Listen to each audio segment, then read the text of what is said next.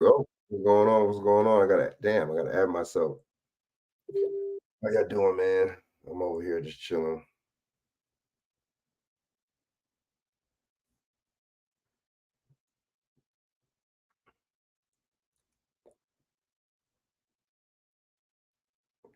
Just chilling, holding it down. You know what I'm saying?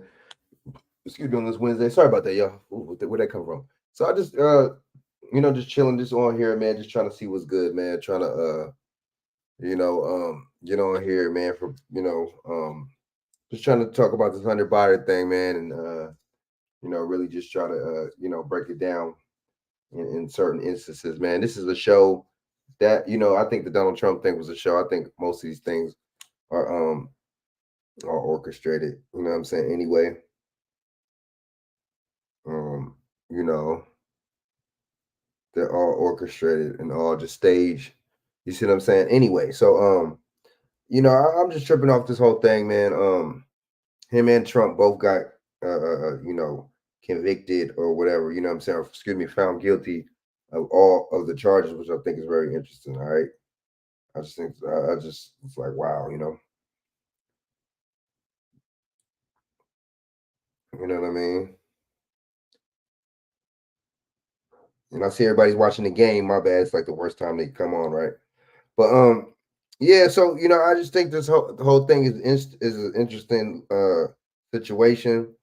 Like I said, all these cats, you know, both him and Trump both got found guilty of what they were accused of. I mean, all the counts, which I think is kind of weird.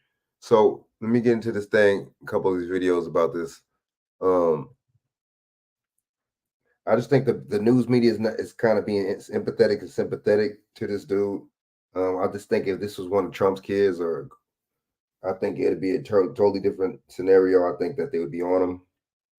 I think they would be hard on him. I think the news would just be smearing him like they usually do. I mean, I ain't trying to stick up for Trump or nothing like that, but I just, it's just, you got to call a spade a spade. So, let me go into this real quick about this Hunter Biden thing.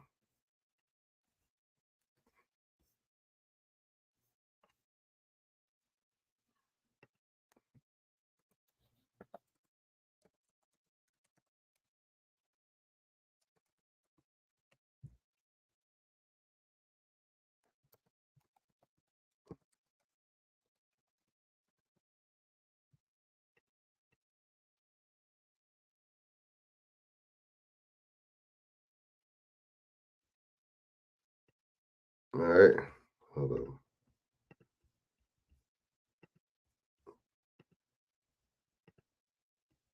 Wow.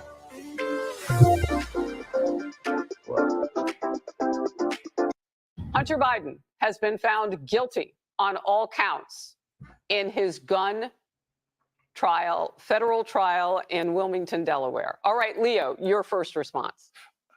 My first response is I go back to the Harris Faulkner Leo Terrell segment about 6 months ago when you asked me that question.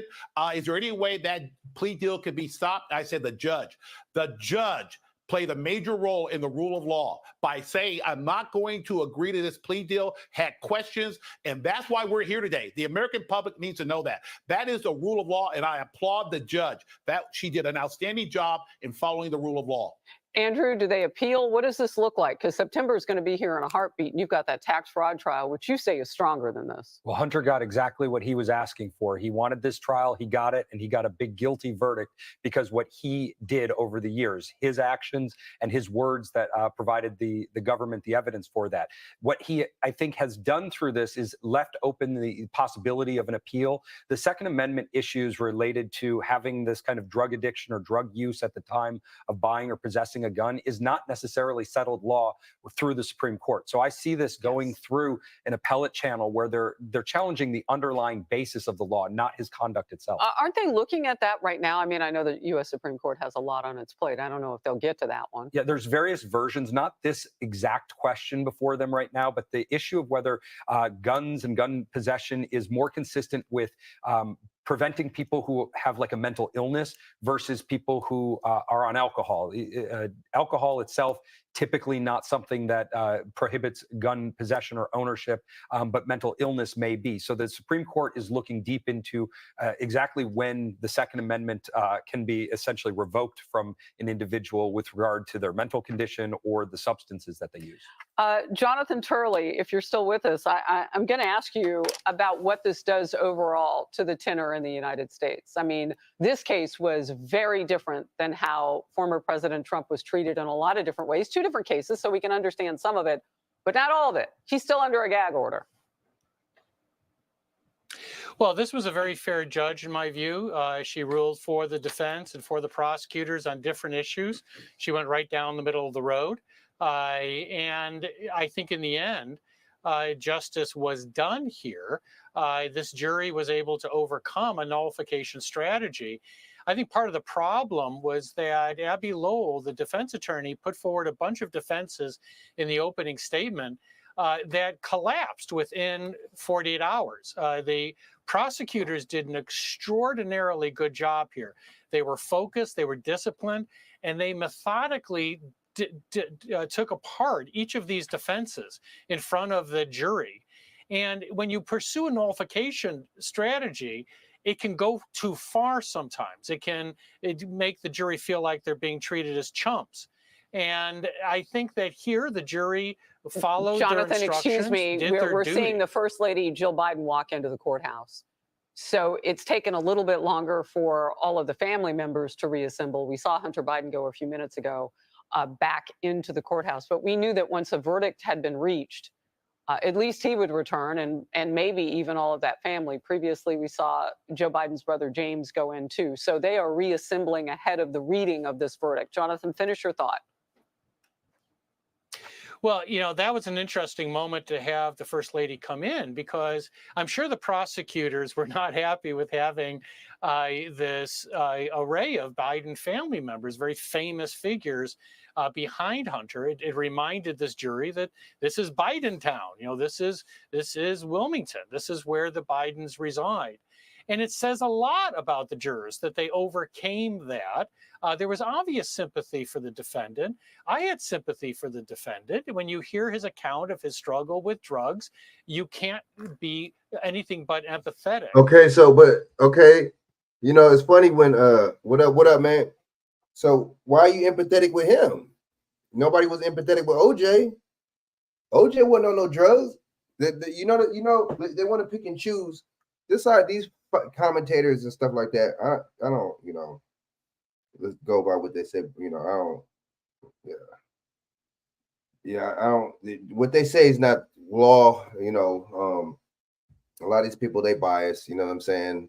This is a white dude, a rich white guy, so they're not gonna, you know what I mean? They're gonna tread lightly. It don't matter if he's a Democrat or on the a liberal side or Democrat side. None of that matters. You know, so and he ain't gonna get no jail time. Nothing gonna really happen to him like that. Trust me on that. You know, you could bet your bottom dollar on that one. I mean, come on, you know what I mean? So that's my thing. You know, I really feel there's nothing really gonna happen to him like that. You know what I mean? I really feel that you know, he's gonna get some kind of probation or something like that. They already know. But you know, you see, like I was saying in the other, I think I was on the show earlier. I was saying, and I was just saying a little while earlier too. You see how people are empathetic. The news is, and this is a Fox News commentator, by the way. So you're empathetic and sympathetic to this dude, and you talk about he a drug addict. But if that, you know, let that, you know what I'm saying, when that was George Floyd, y'all was calling him a drug addict. Really interesting. You know, y'all was calling George Floyd a drug addict and making it seem like his life had no value. But when this dude gets convicted, you say you have sympathy and empathy, and who wouldn't, because he's a drug addict. It's just interesting. You know what I'm saying? But that's what I be talking about with the race thing. That's what we be talking about. It's double standards. And y'all swear y'all hate the Democrats, liberals so much. Right? Let's go over here, man. Come on. You know what I'm saying? My bad. What the hell am I doing? I'm gonna play the rest of it, and then we're gonna go to But there was also an unavoidable series of criminal acts in all of this.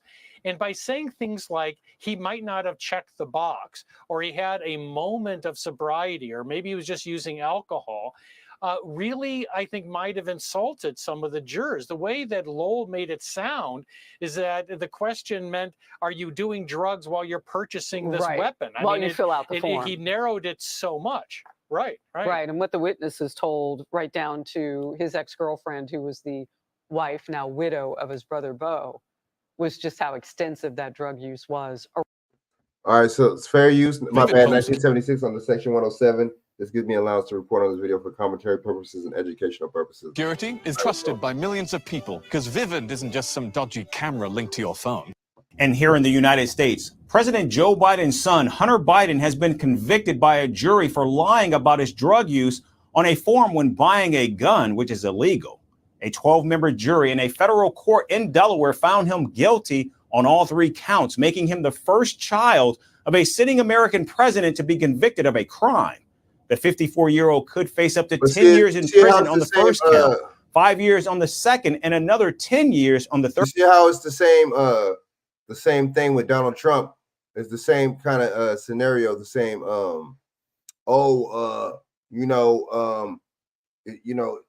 this is the first time a sitting president was ever convicted of a felony, just like with this one. Oh, this is the first time that, you know what I'm saying, a sitting president's son was found guilty. Like, but see that when they keep saying that, it kind of makes me kind of suspicious when they keep saying stuff like that, because I mean that's true, whatever, this is the first time, whatever in history, but it makes me think, is this orchestrated? You know what I mean? I don't know. Y'all keep having to bring that up. I don't know. Let's go. Third count. The U.S. Department of Justice Special Counsel David Weiss, who was appointed by former President Donald Trump, brought the Hunter Biden case, and he spoke after the verdict. He said Hunter Biden's gun trial was not about addiction, but the illegal choices that Hunter Biden made. No one in this country is above the law. Everyone must be accountable for their actions, even this. See this dude right here. However, Hunter Biden This should dude, be Donald Trump appointed this dude right here. no more accountable than any other citizen convicted of this same conduct. Ooh, that's a fact. I agree. I agree. You know what I'm saying? The prosecution has been and will continue to be committed to this principle. The trial in Delaware featured testimony from Hunter Biden's ex-wife, former girlfriend, and sister-in-law, who all provided firsthand accounts of his escalating addiction in the period before and after he purchased the gun in October of 2018. Meanwhile, Hunter Biden's legal team aimed to demonstrate that he was not, in fact, using drugs at the time of the gun purchase and had no intention to deceive. What's the purpose of him buying a damn gun anyway? You come on now. Your pops was the vice president. Why would you need a gun? So that means you're gonna him and you, if they requested, would have Secret Service around you at all times. Why would you have a gun? Why would you need a gun? Your own gun. You could have people with guns for you. You could have people on the payroll. You could have private security. You could have police. I'm not saying, you know what I'm saying, that's your right. You know what I'm saying, your Second Amendment right as a person, you know what I'm saying, under the Constitution. But at the same time, if you just think about it, it don't make no sense why you even have a gun in the first place. You got Secret Service agents around you at all times. Why would you feel? I don't know, man. See, this could be staged. I don't know. It's just, I don't know. I'm not saying this is not staged. I'm not saying this is staged. You know, I just don't trust none of this stuff, man, right now at this point. You just got to question everything, especially as so-called Black people. You know, we really, really get in our feelings when it comes out of stuff like this, and we really, really get entertained. So therefore, the entertainment aspect of it will make us think that, you see what I'm saying, and it make us pay attention to this and make us focus on this versus stuff that really matters. Economy, you see what I'm saying, economics, you know what I'm saying, dilapidated cities and towns that we stay in. You see what I'm saying? You know, I mean, you know what I mean? Misrepresentation, you know what I mean? Misallocation of funds. You see what I'm saying? Bringing all these illegal migrants in this country. You know, it's a shame I got to change the damn word to migrant instead of them. This is, oh boy, I tell you. You can still say the N-word on the internet, though, by the way. Judge overseeing the case is yet to announce a date for sentencing, but did mention that it would happen within the next 120 days. After the verdict, Hunter Biden was seen leaving the courthouse holding hands with his wife and mother, First Lady Jill Biden. Meanwhile, the president flew to Delaware to see his son, who greeted him at the state's Air National Guard base in Newcastle, Delaware. President Biden said he accepts the outcome of the case and would respect the judicial process as his son, Hunter Biden, considers an appeal. The commander-in-chief added that he and the first lady would always be there for their son and that nothing would ever change that. Ironically, at a gun violence prevention summit only hours after the verdict was rendered, President Biden showcased his administration's efforts to cut illegal gun trafficking and reduce gun crime. This is most important. The only industry in America that has immunity are gun dealers. We got to end it. End it now. No, I mean it. We got to stop it. We got to stop it and stop it now.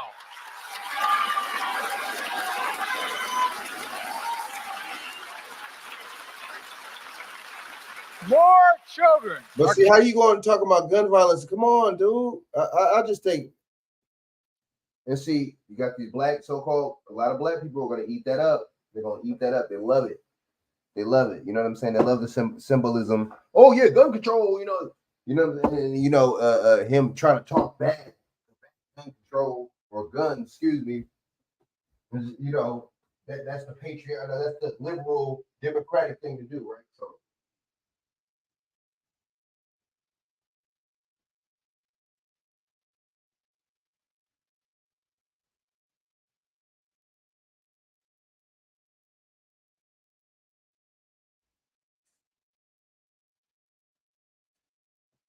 I just think, honestly, at this point, man, it's just like it's to the point, you know.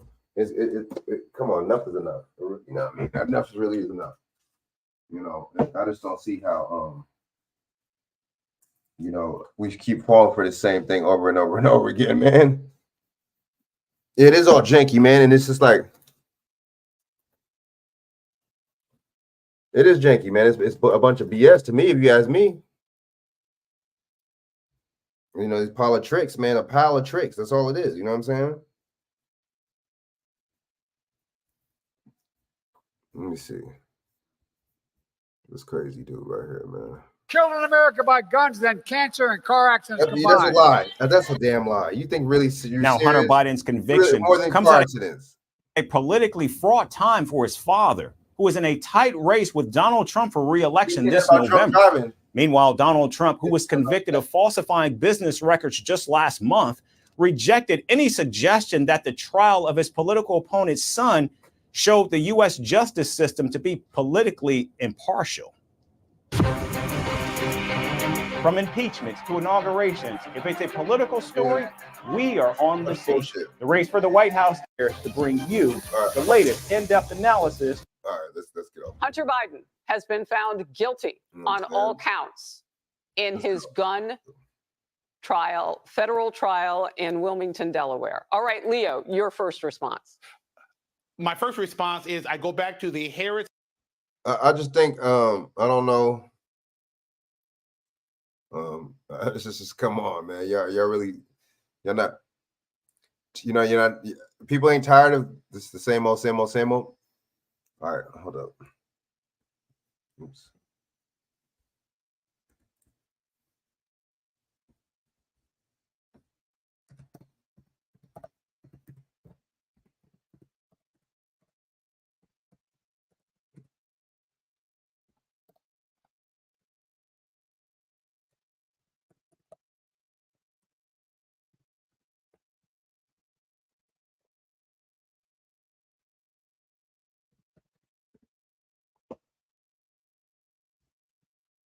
All right, look, I'm gonna play some of the Professor Black Truth real quick. You know what I mean?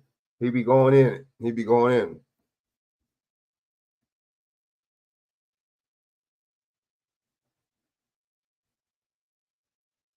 Yeah, I mean, I don't think, I'm not gonna say we don't need no help or nothing like that. I just think, no, don't say that. The people that are keep voting the motherfuckers in don't need no help. Those are the ones. Now, it's not everybody in our so-called community. You know what I mean? Family and fellow soldiers, I'm the professor, and this is the Shout out Moment to of Truth. Professor Black Truth.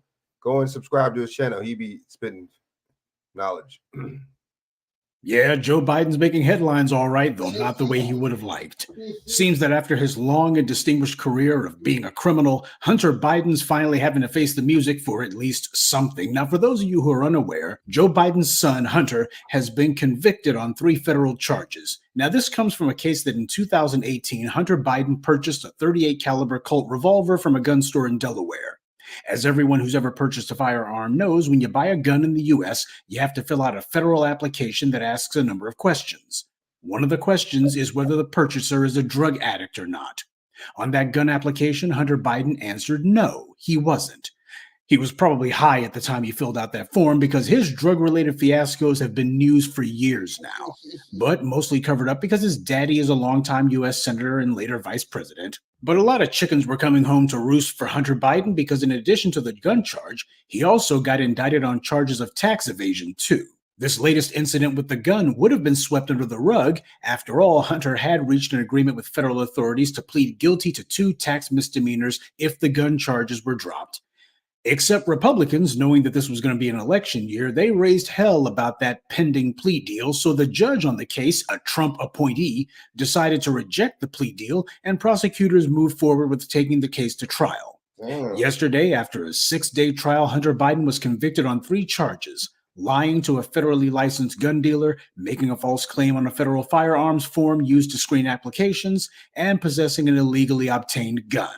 Now, of course, you had one of the Democrats' primary cheerleaders, CNN. They were acting as if Hunter Biden had been skinned alive and shot in the middle of the street. They're going, oh, how terrible it is. He was convicted for this. Oh, it's just prosecutorial overreach. I'm sitting here going, yes. So apparently Hunter Biden's being treated like a black person. He's being treated like a hell of a lot of folks who don't have money, who don't have white privilege to keep them out of trouble. I guess the problem for CNN is that Hunter Biden's being treated as if he wasn't the son of the president and instead was just a person subject to the rule of law. Now, Hunter Biden's a drug addict. Everybody knows that. And if his old man wasn't a longtime U.S. senator, he would have been behind bars decades ago. Keep in mind, though, Joe Biden had another son, Beau Biden, who died in 2015 from brain cancer. Beau Biden had been married to a woman named Hallie Biden. After Beau's death, Hallie Biden began dating Hunter Biden. You heard me right, I'm not making that up. These two were dating, and most likely they had been intimate with each other. And of course, because the apple never falls far from the tree, Hunter and Hallie were also smoking crack together too. I'm not making that one up either. Say, didn't Joe Biden sign a law back in the 80s that created the 100-to-1 sentencing disparity between powdered cocaine and crack cocaine? Well, as we all know, those laws don't actually get applied to non-black offenders. You see, that's the hypocrisy of Joe Biden. You know, he's a piece of shit. You see what I'm saying? You know, and he wrote that knowing that that's going to be disparaging on us. Knowing, you see what I'm saying? Knowing it's because, look, we were smelling it and smoking it, right? But see, we're not, you know what I'm saying? Well, I mean, we're the most intelligent people. But the thing is, cats aren't like super rocket scientists in the hood. You know, so we didn't know how to cook no damn crack. Obviously, it was told to people like Freer Rick Ross and people like Chico and people like that. You know what I'm saying? In South Central LA, you see what I'm saying? That which the CIA plants and you see what I'm saying? And moles and secret agents like Danilo Blandone, you see him taught him how to do. So it's just that simple. We didn't know, people didn't know how to cook that. I mean, make that. They didn't know what you know, and I don't know. So I mean, but see, and that's when you had Ronald Reagan talk about war on drugs, right? And you had Nancy Reagan talking about say no to drugs, but they was bringing the damn drugs in the whole time. I don't know. Let's go. Laws weren't written to punish drug abuse, as we've seen with Hunter and so many other white crack users. Those laws were meant merely to provide a legal framework for the mass incarceration of black people, which is how those laws were actually used. That's why they haven't and have not been applied to Hunter Biden. No matter how many brushes he's had with the law, no matter how many times he's gotten caught, he could be sitting there smoking crack on Fifth Avenue and they let him go. Not because he's the president's son, but because he's not black. Ain't that white privilege a hell of a drug? On a side note, Joe Biden also pushed another law relevant to Hunter Biden's case, the Brady Handgun Violence Prevention Act of 1993, aka the Brady Law. That made background checks a requirement for gun purchases. So this is what the wholesome Biden family has been up to for several years now. Hunter Biden's a crack addict, and he decides to get his own sister-in-law turned lover strung out too. You know, I did a whole video about the Biden family values, though it got my former channel taken down. Well, now everyone can see what the Biden family values are, and it ain't pretty, is it? What are the chances that Hunter's going to prison, you might be asking? Well, the stats are that few people get prosecuted for lying on the gun application forms, and fewer still get sent to prison for it. The main reason for that is that when it comes to proving that the applicant is currently taking drugs, which is what the questionnaire asks, there's no actual paper trail for that, so it's a law that in practical terms can't be used much because nobody's willing to devote the time and resources necessary to proving it. But in this case, being the son of the current president, Republicans decided we'll go ahead and make the time and we'll go ahead and devote the effort whether it's called for or not.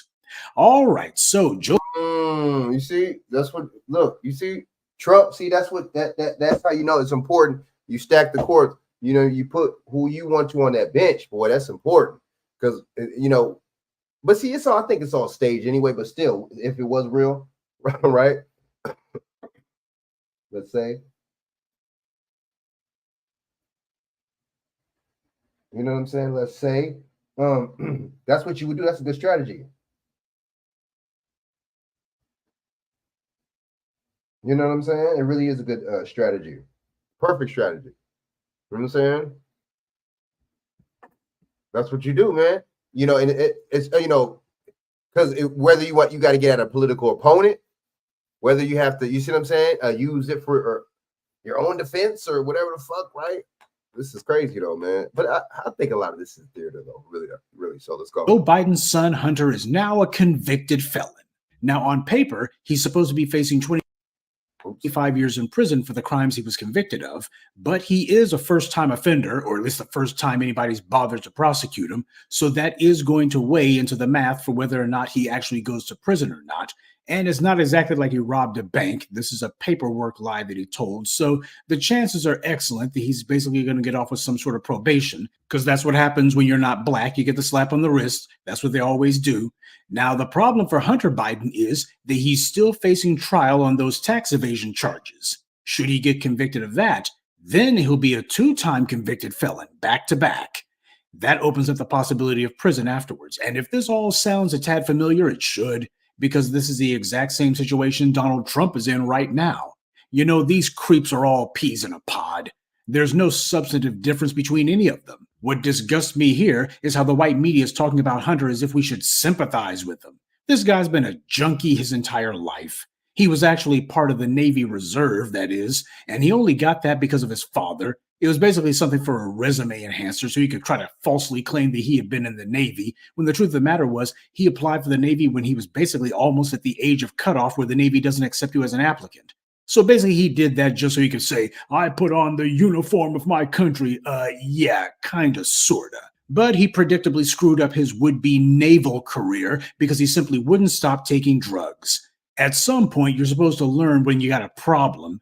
He's had every chance there is and then some. His conviction isn't sad. In fact, it's long overdue. Had his last name not been Biden, he'd just be some drug-addicted loser caught lying to get a gun. If he wasn't who he is, a politically connected white man, CNN would be calling for stricter background checks. They'd be asking, why aren't the laws regarding lying on these forms harsher? They'd be sitting here saying, throw the book at him if he was anybody else. But because they sympathize with his father, they're protecting this like it's some sort of injustice, and it's not. Even one of CNN's commentators had to admit that the charges were accurate and the jury's verdict was also just and unbiased, and that he hadn't been lied about or railroaded. He's the son of a career U.S. lawmaker, but that shouldn't make him immune from the law. By the way, speaking of law, did you know that Hunter Biden is a lawyer? That's right. He graduated from Yale Law School, no less. Now, if anyone has no excuse whatsoever for not knowing that they're breaking the law and no excuse for not doing it, it's a lawyer. Come to think of it, though, Ron DeSantis is also a graduate of Yale Law School, and he doesn't know or care about the law either. You know, I have no idea who the law professors are at Yale, but clearly these guys need to be fired because the only thing they teach their students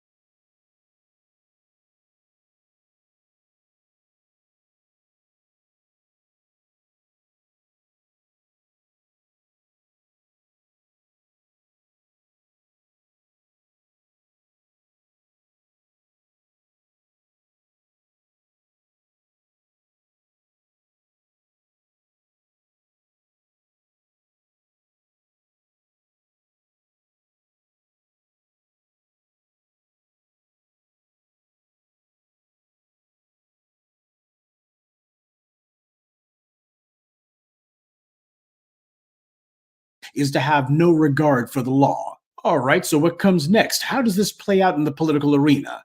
Well, is Joe Biden going to let his little junkie go to the pokey? Probably not. It is an election year after all.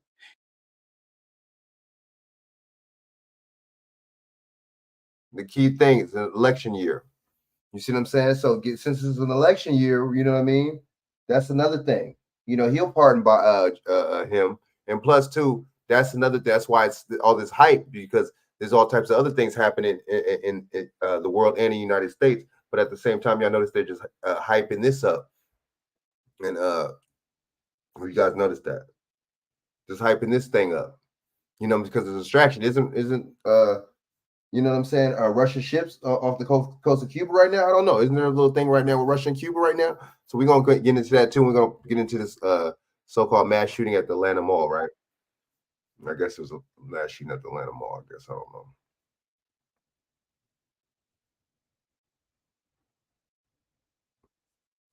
Man. You know what I'm saying? Yeah, y'all make sure y'all tap in, man. You know what I mean? Hit the like button, subscribe. If you're not subscribed, man, share this out to y'all social media or on your social media. Does that make sense? On to I don't even know what I'm saying. All right, so that's why we're gonna do that. Hold up. All right. Yeah, this is crazy, man. I'm not, you know, all three charges, right? And you can bet that he'll try to spin this and claim that his family's been touched by drug abuse, just like so many other Americans. We all carry a collective scourge that we are dealing with. But this guy showed no consideration for black people all these decades. I consider it to be poetic irony. If Hunter Biden does indeed wind up going to prison over all this, it's because of laws that his daddy wrote and pushed and promoted, because his father figured that those laws would never actually be applied to anyone other than black people. Hunter Biden's been committing crimes a hell of a long time now. He was going to wind up in this position no matter what. So, how does this have an effect on the election? That's a question for the shills, the political puppets, and the other dupes who you see polluting my comments section. They try to get black people to get excited or outraged into voting when we're not being offered anything. So for any of you— Damn, no tangibles. So you don't vote when it— that's a fact. You don't vote for nothing. You know what I'm saying? That's not what the vote is all about.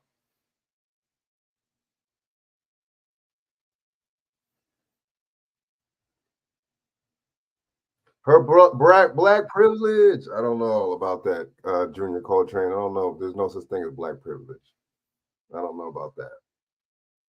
So I thought you just said it wasn't about race. Now it's about race. Now, when you may want to make a point, it's about race. But when GOP plants who like to lurk in the comments section here, don't waste your time saying, this is why we got to vote for Trump.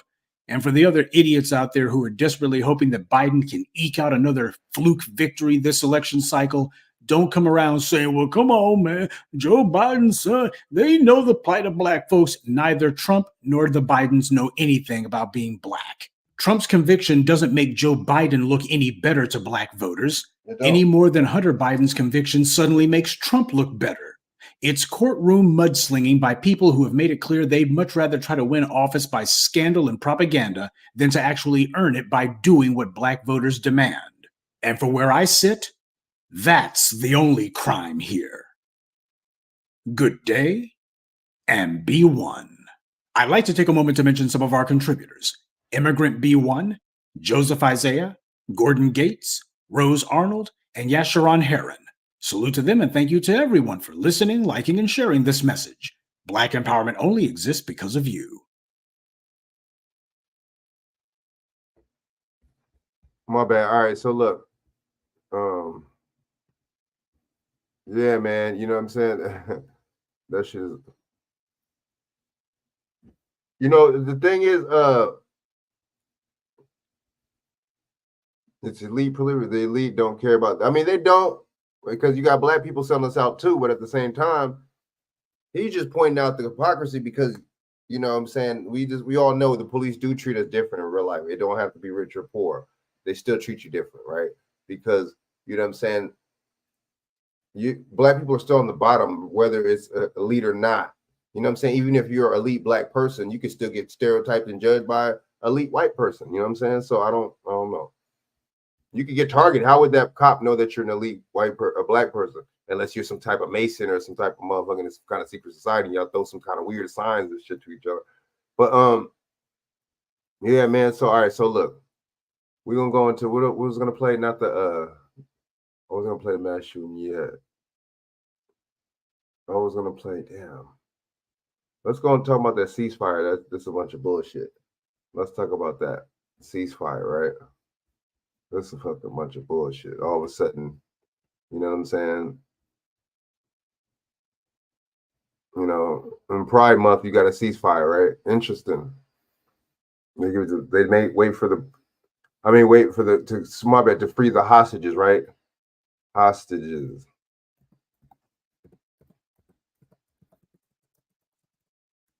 It's just some bullshit. Let's break this down right here, because you know a lot of this shit seems staged.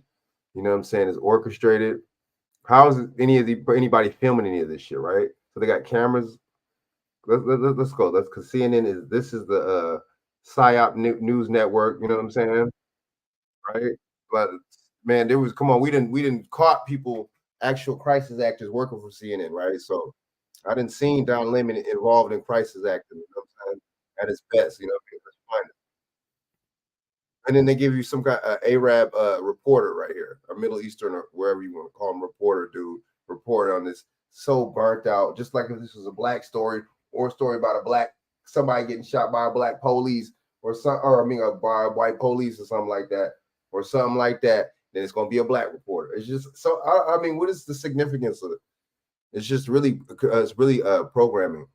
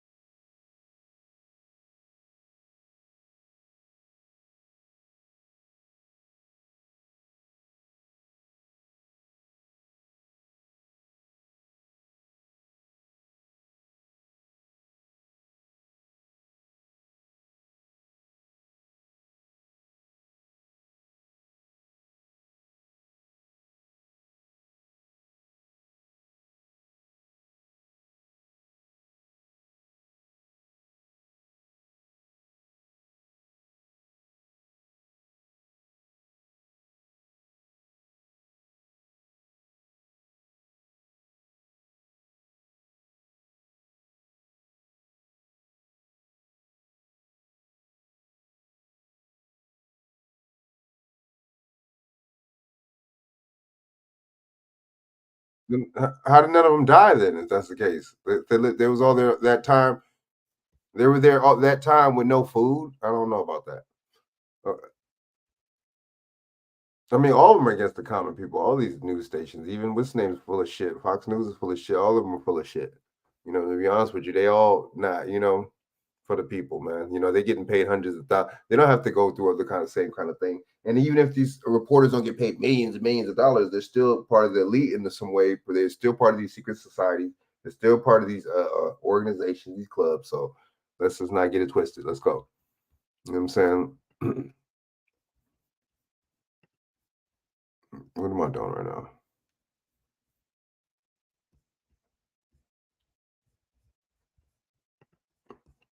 And then they got you know what I'm saying? And they got the pictures, you know what I mean? Oh shit, I'm not sharing it. That's what the fuck.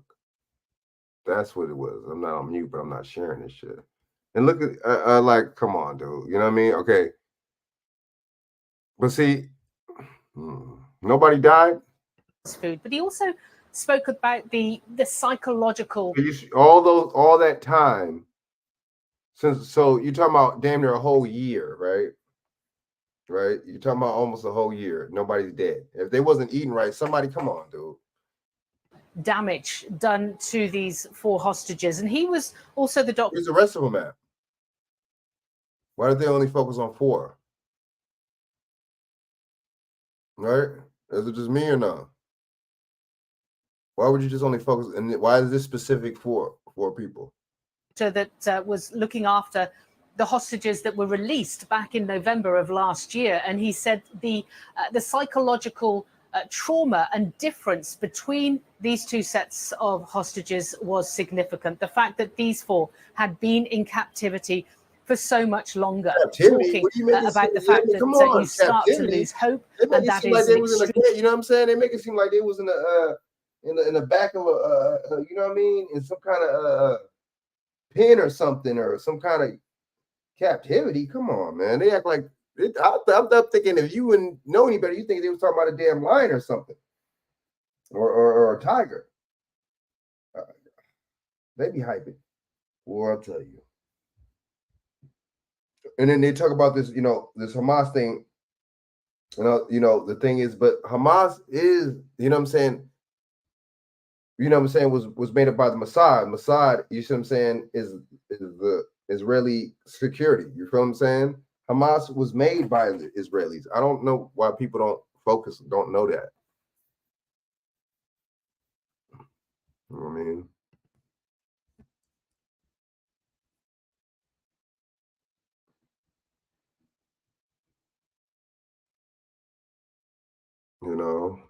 My bad.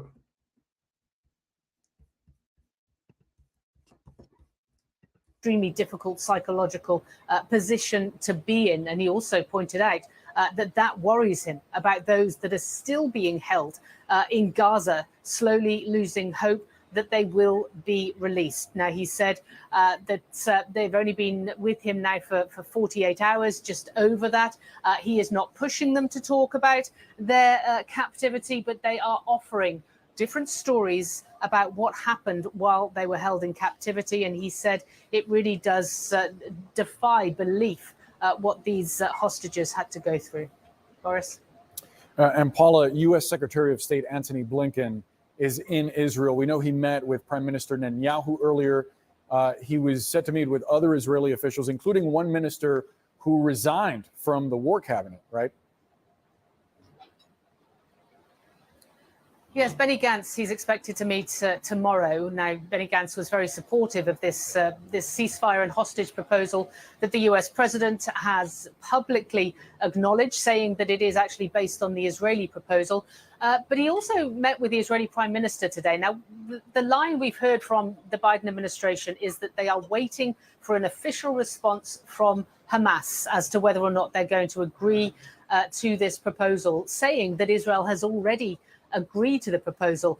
It's not completely true, though. We know that Benjamin Netanyahu, in some of his public statements, has suggested otherwise. So he would have met with the Israeli prime minister today, and certainly it would have been a case of trying to convince Netanyahu as well that this is the way to go forward. Now, we know that he did say to him that the world is behind this proposal, that there will be support for Benjamin Netanyahu if he goes ahead with this proposal. But at this point, we do know also that Hamas has not given an official response. They gave an initial positive response to this three-stage deal, which is on the table at this point. But there is. So who are the leaders, man? Where they at? See, this is what I'm talking about.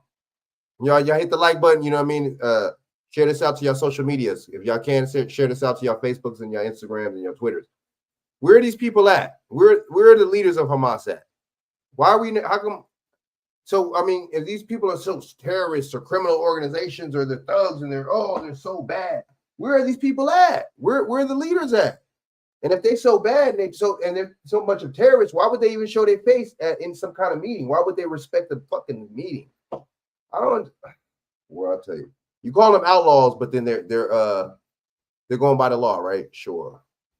Let's go. There's one man who has to agree with it, and that is Yahya Sinwar. He's the head of Hamas in Gaza, likely in a tunnel somewhere. Where's he at? He's in a tunnel. So why? How y'all know he's in a tunnel? Okay, well, why? Come on, man. Why you don't want to be seen on TV or what? He don't want to be seen on camera?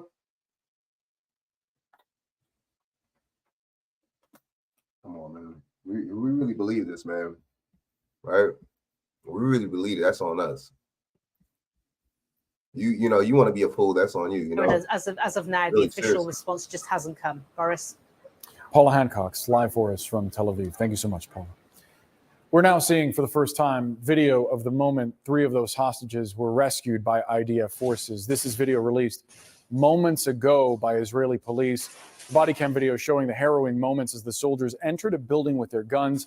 That's when they find the 3 of the 4 hostages cowering inside that building. Brianna?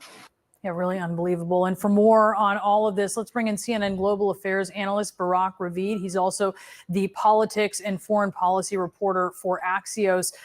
Tell us a little bit about this video that we're seeing, Barak. Yes, I think you can see that it's quite a remarkable look on how such an operation takes place. I've never seen anything like this, that you see from the, from the cameras on the soldiers, how they enter this building through this olive grove, go into the building from the window, and then go into the room where the hostages are taken. And there you can hear him saying in Hebrew, speaking Hebrew. How would they know that? How did they know where this location was at? How did they know where this place was at? How did they know that? And why did they take so? Why now?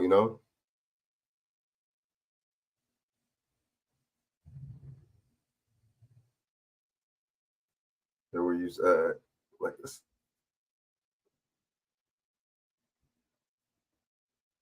Yeah, this is mad guerrilla warfare. But I just, I don't know, man. Speaking Hebrew so that the hostages will understand that they're there to rescue them and that they're not Hamas or anybody else. And there's even this one anecdote in the video. You can see how one of the soldiers fist bumps one of the hostages. And it's really a remarkable thing. No, it certainly is, that moment where you first see the hostages. I do want to talk to you a little bit about the efforts to come to a ceasefire and hostage release agreement, which is obviously seen. But why would it be a hostage release and then they're going in and taking the hostages? You know what I'm saying? Shaq, you want to jump on? What up? What up? Salute, Shaq. Let me know if you want to jump on. So if you go in there and take them by force with guns, how is it an agreement? Why would they go in there and need guns? Why? I don't understand. Why didn't they just release them? Why didn't they fucking? I don't understand. I don't know, man. You can't make this. It's like a fucking video game. It reminds me of a video game. You know what I mean? It really does. Shaq, what up? You know what I mean? As the way to release more hostages. And during his meeting with Prime Minister Netanyahu, the U.S. Secretary of State Antony Blinken reiterated that the U.S. and other world leaders stand by the comprehensive ceasefire and hostage deal that President Biden laid out so publicly.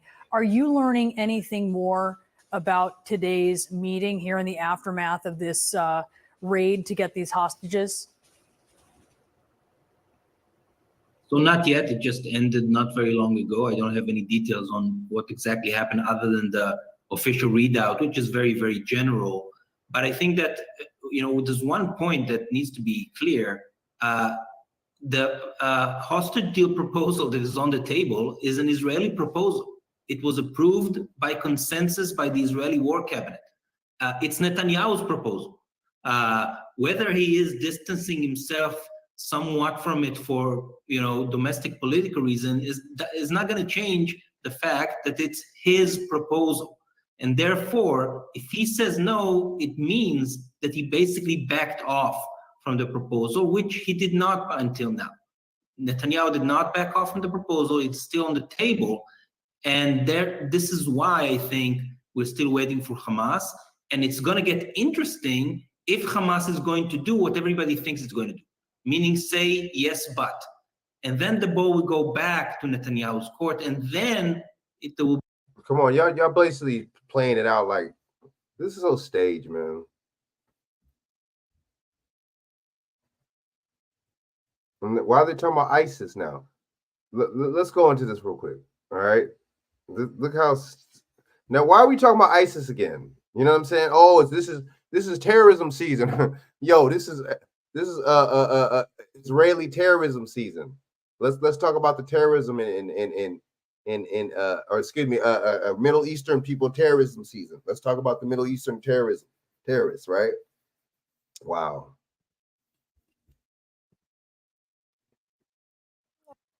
Syria, the sprawling dumping ground for Fair the women use and children 1976 under Section captured after 107. ISIS This gives was me fair defeated. use to report on this video for commentary purposes. 5 years after the fall of the caliphate, ISIS's ideology lives on here.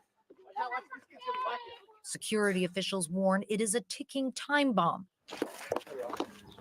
ungovernable and hostile to the outside world.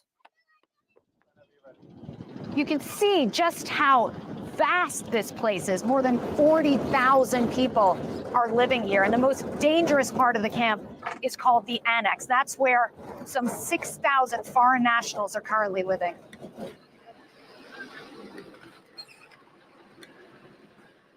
We were granted exceptionally rare access to the Annex by the US-backed Syrian Democratic Forces, or SDF, who control the camp.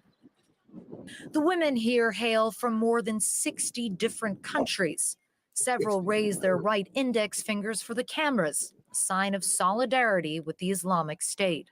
Do you regret your decision to join ISIS, or? She complains that the conditions in the camp are awful. There are people in the world who will say, you went to join ISIS, you deserve it. You deserve it. What do you say to that? Normally, even with enemies, Yeah. Women and children need for health services. The majority of Al-Hol's residents are kids who have ended up here through no fault of their own. The UN has called it a blight on the conscience of humanity. It is effectively a prison camp where women and children are arbitrarily and indefinitely detained. A group stops us with a frantic plea. One of their sons has been arrested trying to escape the camp.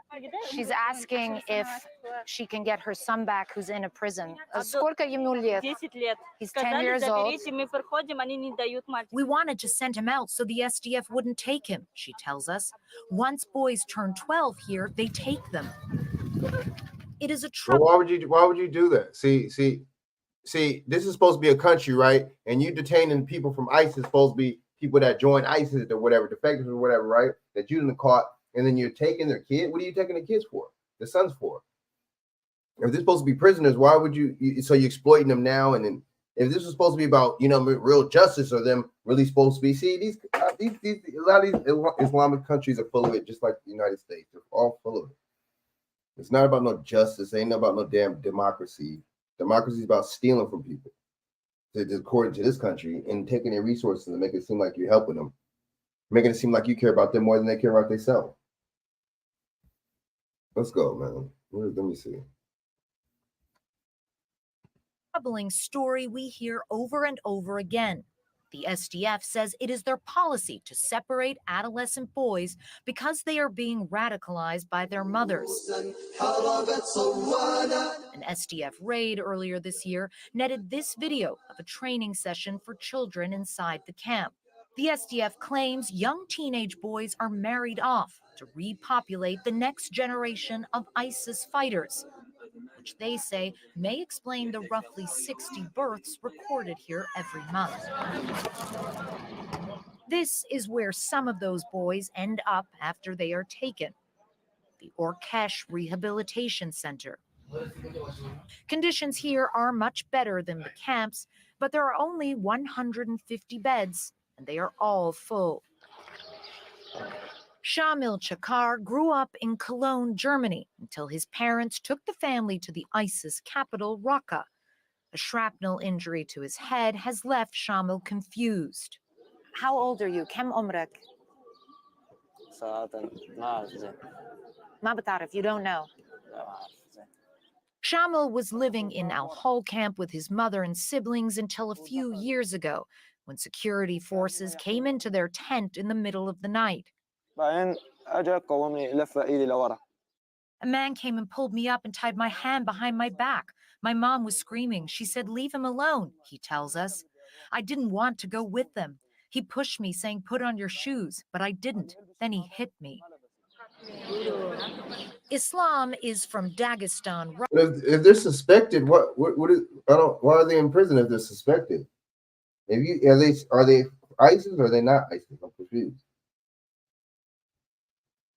Come on, man. I don't know. I don't know. Like, I really don't know either. You know what I'm saying? I'm saying that because I don't know. But it's just some bullshit you got me, man. You know, it really is. It don't make no sense. You know, they over here, you know. Hold up.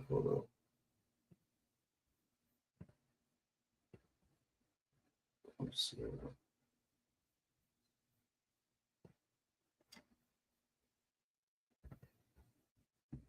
Excuse me, all right. And then,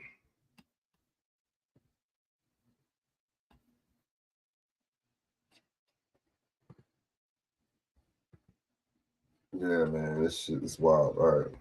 I'll play a couple more minutes of this and then, you know. Russia and is one of the youngest boys here. 3-4 месяца. 3-4 месяца. И твоя мама в Мхаиме, да?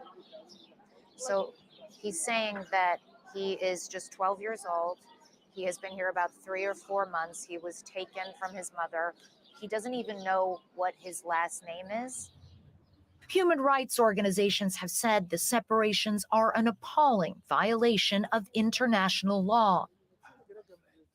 But the SDF's top general, Mazloum Abdi, defends the policy. Instead of these organizations condemning what we are doing and calling it a human rights violation, these organizations should give us help when it comes to our program that we have in place for years now to rehabilitate these children. But part of the problem seems to be that once these young boys turn 18, there's not anywhere for them to go, particularly if they can't return to their home countries. And so some of them, I believe, are ending up in prison. This is not a policy that we are following to put them in prison at 18.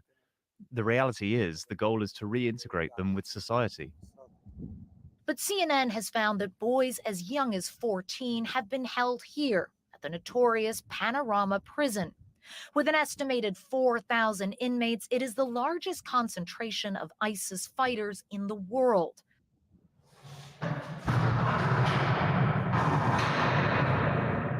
No journalist has been allowed inside Panorama since 2021 until now. So the head of the prison has asked me to put on a headscarf while we walk through here because these are some of the most radicalized prisoners they have.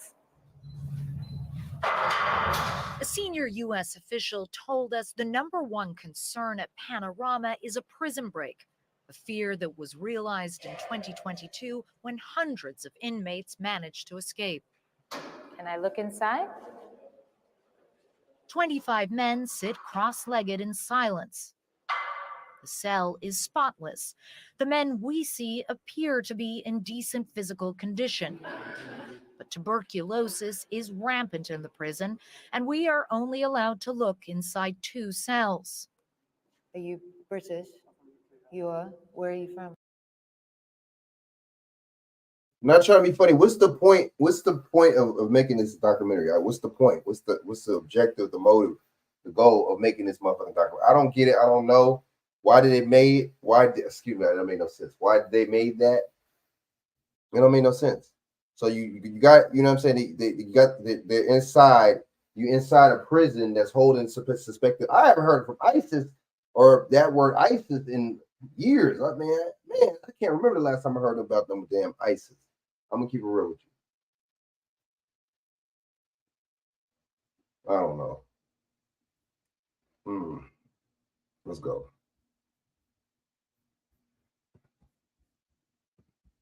A British man approaches the grate, but does not want to show his face. I know.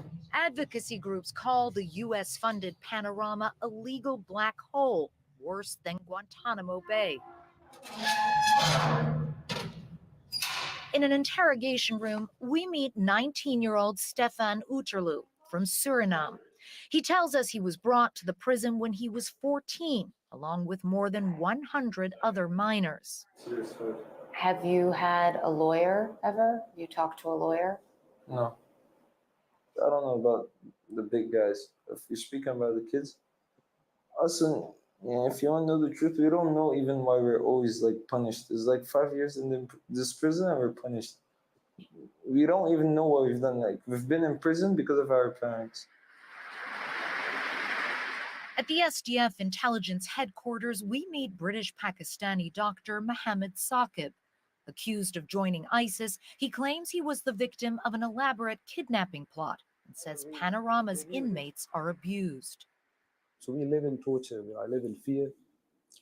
When you Torture. say you live in torture, do you mean that you are actually physically being tortured?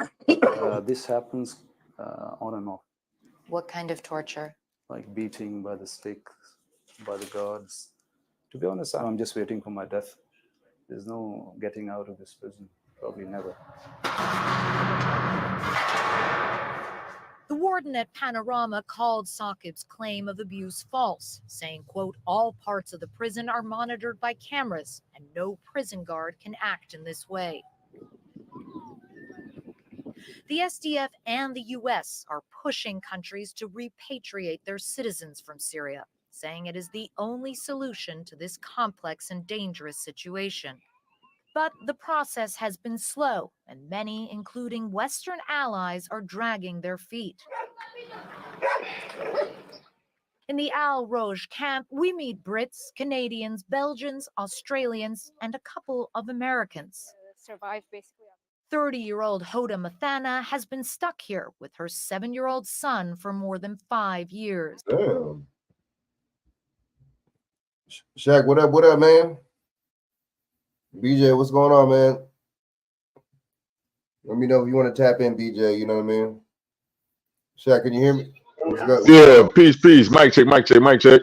Yeah, I can hear you, man. It Word, man. Sounds good. Actually, sounds good. Pretty good. Huh? So your mic sounds straight. You know what I mean? So how you been, man? Shit, you know me, Frank, baby. Maintaining and complaining, baby. Hell yeah, I know that's right. You know? Know that. So what you think about this, man? What's the significance? I don't understand what's the point of having CNN or whatever, whoever station is this, go behind the scenes in a camp or a jail or prison of people that are suspected of being ISIS. And they're not, I mean, my thing is suspected is not being that shit. You feel me? I could suspect motherfucking somebody of stealing from me. That don't mean they did it. It's like, you know, what's the point of, you see, I get it because now you know, we want to talk about Hamas and they're going to be the boogeyman, the Muslim big bad boogeyman. So now we have to double back and go back to ISIS. You know what I'm saying? It's just like, it's a narrative. It's obviously a narrative, right? So now we're talking about another so-called terrorist Islamic organization now. Like we're just jumping from terror. You know what I'm saying? It's like, come on, man. I don't see how people just don't like put two and two together when it comes down to stuff like this. They're kind of telling on themselves. You know? And it's just like, okay, so you're going to spend a whole 12, 11 minutes talking about, and you know what I mean, reporting on a prison that has people suspected of ISIS, and it's just interesting. Like, I really don't give a damn, to be honest with you. I want lower taxes. I want lower prices and costs on groceries. You know what I'm saying? That's what I want. You know what I'm saying? I want, you know, it's like that's the shit that's affecting us over here. Economics, that's what is affecting us. That's important. I don't care about no damn ISIS. It's just to desensitize you. It's to make you feel like that's your problem too. Like this is America's problem. That don't got nothing to do with me. I'm sorry. I don't have nothing to do. I don't care. I ain't trying to sound empathetic and sympathetic or unsympathetic, whatever. Empathetic and sympathetic, whatever. Both those things, but that's not me. I'm not that guy that cares about. You know what I mean? I mean, I care about humans or you know what I'm saying, other people, whatever. But at the same time, you know, you're not gonna pull that psychological trick on us and want us to trip and get mad and react and have all types of emotions over other people way across the country. I don't know. Nah. You see what I'm saying? Or my bad, across the world. My bad. How many miles away is that? You know what I mean? And so, I mean, I ain't trying to sound like that. I really don't care. I can't care. You know what I'm saying? Because that'll be doing a disservice to me and my people, man. You know, I don't want to do my people like the Congressional Black Caucus and the Urban League and all these, organizations that weren't even built by us, that ain't even for us. You see what I'm saying? That's backed, you see what I'm saying, by some kind of other organizations. You see what I'm saying? You see what I'm saying? You on the screen. Double. Can you hear me, Shaq? So I don't know, man. Yeah, peace. I'm in there. Is it better? Does it make sense, man? It's just like it's like it's basically desensitizing you to oh man, it's so this and that and this, but there's homeless people, there's all types of programs and stuff like that. You can't make this, or you can't make this, or you won't, if you make this, you can't get Medicare, or you know what I'm saying? You might be going and then working for a job and the healthcare is ridiculous. So, you don't want to get that coverage. So you want to just get the Medicare or something that's a little bit more cost. Boom. You know what I'm saying? Or how about you can't be a part-time worker and get any kind of coverage from your company, thanks to Obamacare. You see, this is what I'm talking about. You know what I mean? That's what I'm talking about. Those type of things affect us in this country. Versus, I don't know about no Al Qaeda, no ISIS. What's the other one? What's the other one? It was Al Qaeda. What's the other one? I forget what that shit was. It wasn't ISIS, but Yeah, it was ISIS. Yeah. You can't. Talking about Hamas? No, there was another one. I think it is ISIS. You can't make this up. They want you to really care and trip on this stuff. You know what I'm saying? The Hunter Biden thing, that's another distraction. You see how many damn mass shootings they be having in this country, and then especially when it's election year, and you really start to see you start to see mass shootings, and you start to see police kill and shoot black people when Obama was in office. You notice that? That's when I start seeing that. I guess the Columbine, I guess that was a mass shooting. I guess they didn't call it that. Why did they call it that shit back then? I don't know. They just did some new term or late 2000 term, mass shooting. They just make. And so you got to be careful when these people make terms like that. Then that lets you know that they're making these events, these orchestrated psyop. Doesn't that make sense? You make the term and then you don't stage the event. But them was all military. That was all military terms, bro. That is military shit, though. That's true. Lone gunman, mass shoot, all this. That's military, man. Oh, that is military. That's right. Damn. I know, huh? That shit is wild, bro. But see, that's what PSYOP is. It's a military involved, psychological operation played on the people. You see what I'm saying? But you notice that when Obama was in office, or it's just me. Anybody on here notice when Obama was in office, I start seeing, you really start to see so-called black people getting shot by police. And you really start to see these mass shootings when those two was in office. Well, right. Obama made sure you got them free phones so you can record yourself getting shot by the goddamn cops.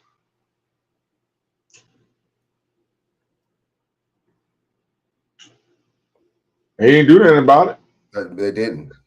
They didn't do nothing about it. They didn't. They didn't. They didn't do nothing about it, All he said was, I had a son. Probably look just like Trayvon. Probably look just like Trayvon. What? I know, huh? What the hell was that? What? Wow. Like, okay, like, you know what I'm saying? That was trying to like that fake empathy thing right there. You know what I mean? Of course. Of course. You know what I mean? So we'll have BJ come on here, you know what I'm saying? Too. But I mean, I just don't see the point in like making something like this. I don't see it. And then they were interviewing people, and I just don't get it. Maybe. And what was this at? This on American soil? No, this is somewhere they were saying, and this is like you know what I'm saying, like a prison for people that's suspected of being from ISIS and shit. This is like, wow, 50,000 like ISIS suspects, but the thing is, it's like, in Syria.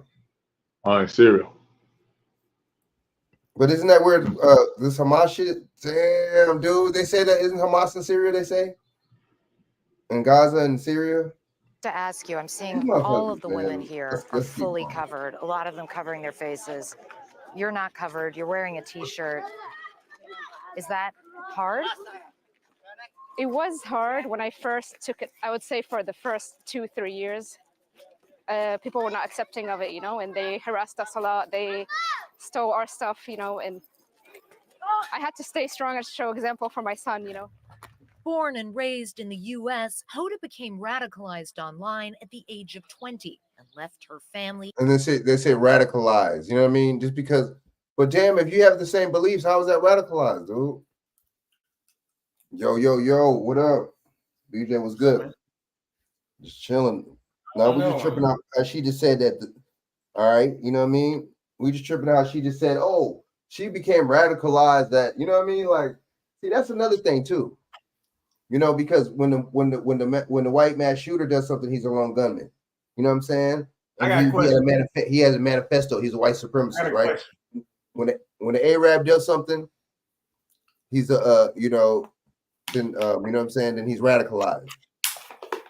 I got a question. Mm-hmm. Why they telling you all this about ISIS Day? That's what I'm saying today. That's what I was Anybody saying. know? Didn't the Attorney General of the United States just got found guilty of contempt of Congress today? For Hunter Biden's audio recordings? Didn't the FBI just come out and tell you today that that laptop was Hunter Biden's laptop and it wasn't Russian disinformation? Huh? You got to cause a distraction. Yeah, and tell me about some damn ISIS. Yeah, that shit is not important. Well, so it's like this, man. A lot of things going on, like that shooting down there in Atlanta in the mall yesterday. Yo, I was gonna play that right now too. Then we'll get into that. And damn, man. Like, come on, man. You know what I mean? It's like,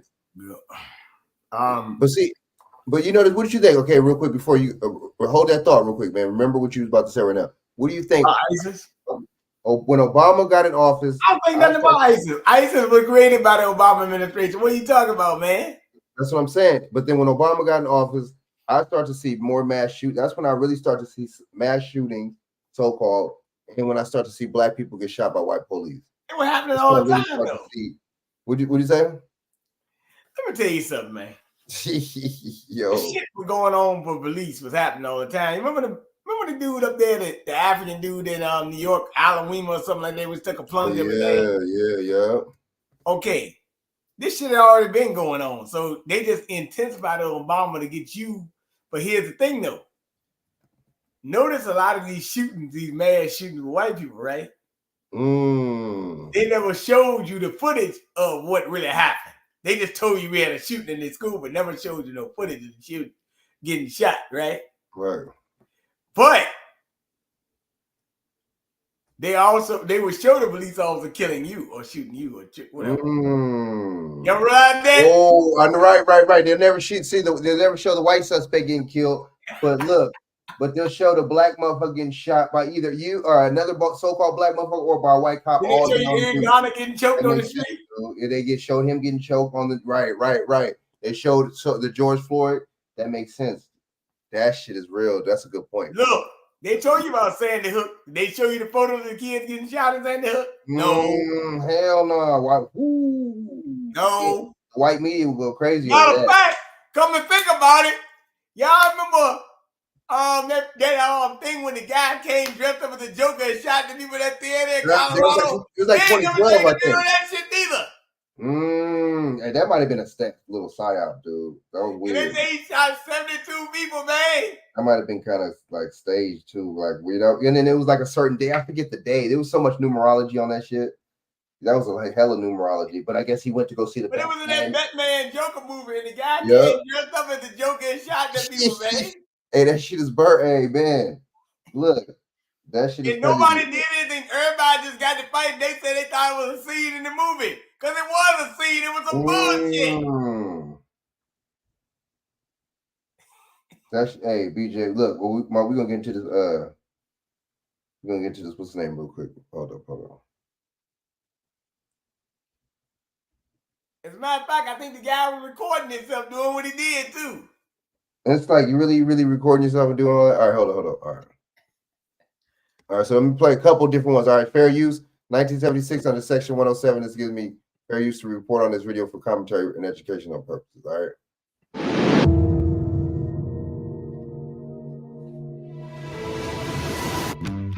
Thank you for joining us this midday. I'm Aisha Howard. And I'm Cheryl Preheim. First this midday, the suspect accused of hijacking a Gwinnett County bus chose not to appear before a judge today. 39-year-old Joseph Greer is facing several charges, including murder and 11 counts of kidnapping. A short time before he got on that bus, by coincidence, 11 Alive interviewed him because he happened to be a witness of the shooting at the Peachtree Center Mall. It has been a busy news cycle. We're going to put these two stories together for you and show you how this all breaks down. Molly Oak actually talked to Greer. She is joining us in studio this morning. So, Molly, walk us through what he told you there. I think first, let's be clear. When reporters are on scene within an hour of the shooting, which I was yesterday, we're just looking for witnesses to talk to. How you want to see an hour of the shooting? And as I was getting closer to the scene, one man who told me his name was Joseph Greer said he was inside when it happened and saw the shooter. So I asked if I could interview him. This is our interview you're seeing on the screen now. Now, to be clear, please say that shooting that I was interviewing him about happened at the Peachtree Center Mall food court around 2:15 yesterday afternoon, shortly after we interviewed him for only about 4 minutes. At 4:20 that same afternoon, the 4:20 GBI says this man boarded a bus and got into a fight with a passenger, which then led to a shooting and a hijacking. Greer is accused of both hijacking the Gwinnett County Transit bus and shooting a passenger. That passenger later died. Now, this is a clip when I talked with him before he got on that bus. I'm sorry, I apologize. I'm bipolar. Let me tell y'all that. I'm on medication for like 2 weeks, but Grady gonna give it to me. So I'm leaving out the thing. So I see the shooter. You know what I'm saying? I guess the shooter. Like, to me, he because I'm 6'5", 285. So this the first guy on the scene right here with the curly hair with the waves. He the one that stopped me from being. So, but this is so staged, yo, wait. Do y'all understand? Medication for bipolar Y'all get, for 2 y'all weeks get it? and was on probation. Hold up. and So you mean to tell me that this dude, they was on scene of another shooting, right? Of the mall shooting or whatever. And then right after that, this dude hijacked the bus and shot somebody. This is staged. This is a crisis actor. So you mean to tell me right before that, coincidentally, y'all just happened to interview the motherfucker that just went on a shooting bus hijacking spree? What do y'all think about that? Do y'all think that's a coincidence? Because there's no such thing as coincidences in my book. Or do y'all think that's kind of suspicious? Like maybe like crisis actor kind of psyop type deal? What y'all think about that? Well, first of all, if it was a mass shooting prior and they was coming to the scene, I thought the police was to secure that scene. Ooh, why is everything not taped up? Why is this scene everything not blocked off? Damn, why didn't I think of that? So you mean to tell me the scene wasn't blocked off? And where did this dude come from? Was they say he was boarding? What was he doing? He was boarding the bus. Who was this guy? And he just happened to be have priors and all this too, right? I just think that was kind of weird. I never seen nothing like that before, But yeah, I think it's kind of weird that he openly stated that before he started talking that he got bipolar. Like, come on, what's going on, man? Mental health. Shit, I did it. The reason why I did it because I'm crazy. I got mental health issues. That's the reason why So look, this like we got to do just like the white motherfuckers and shit. The same excuse with them when they do a mass shooting. They must have something mentally wrong with me. I'm gonna use that wink. I'm gonna use that same little detailed scripted motherfucking excuse because this is all a psyop. And then he just happened to shoot and kill somebody too. Who was the person? What's the name of the person that he shot and killed? They could give us the name. They don't have to give us the face, right? Interesting. Damn, Shaq, that was a good analysis. He just happened to say that he bipolar and just happened to say that he was going to take off on the person, which is in street terms, which is punch him in the face. Oh yeah, he had to stop me because he would stop me from taking off on him. He mentioned some violence, right? Mentioned some violence too. Basically, I'm the suspect because I just talked about being violent. So right after this, I'm gonna go do some violent shit and hijack a bus. Better stop me. Better beware. You know what I'm saying? Big black man. I'm 6'7". Why did he say how big he was? I'm 6'7", 280 something pounds. He did not look 280 something pounds. Whatever. I'm 6'7" and 280 something pounds. Beware, big black man. Come on, dude. Y'all didn't peep why would he have to say how big he was? That was kind of weird, huh? BJ, what you think about that? I mean, I just laughing at where he was going down, man. Why did he say all that detailed stuff? That was kind of weird, huh? He got detailed real quick. Nigga, you doing an interview. Why are you talking about yourself, dude? Oh, because you're the crisis actor. I get it. Makes sense. You know what I'm saying? You got to give him a description of you. A brief description. I mean, he played the shooter and the victim, huh? Ooh, exactly, dude. Yeah, somebody was fucking with you, right? You know what I'm saying? But then you go and you got hijack a bus and shoot somebody. And they don't say the person's name you shot, by the way. And they don't say if it's a woman or a guy. You know what I mean? Interesting. Damn, you see how the news? See, that's how you know something's up when they give you as least details as possible. They'll tell you about something, but then the details is like really Was thin. not allowed to have a gun.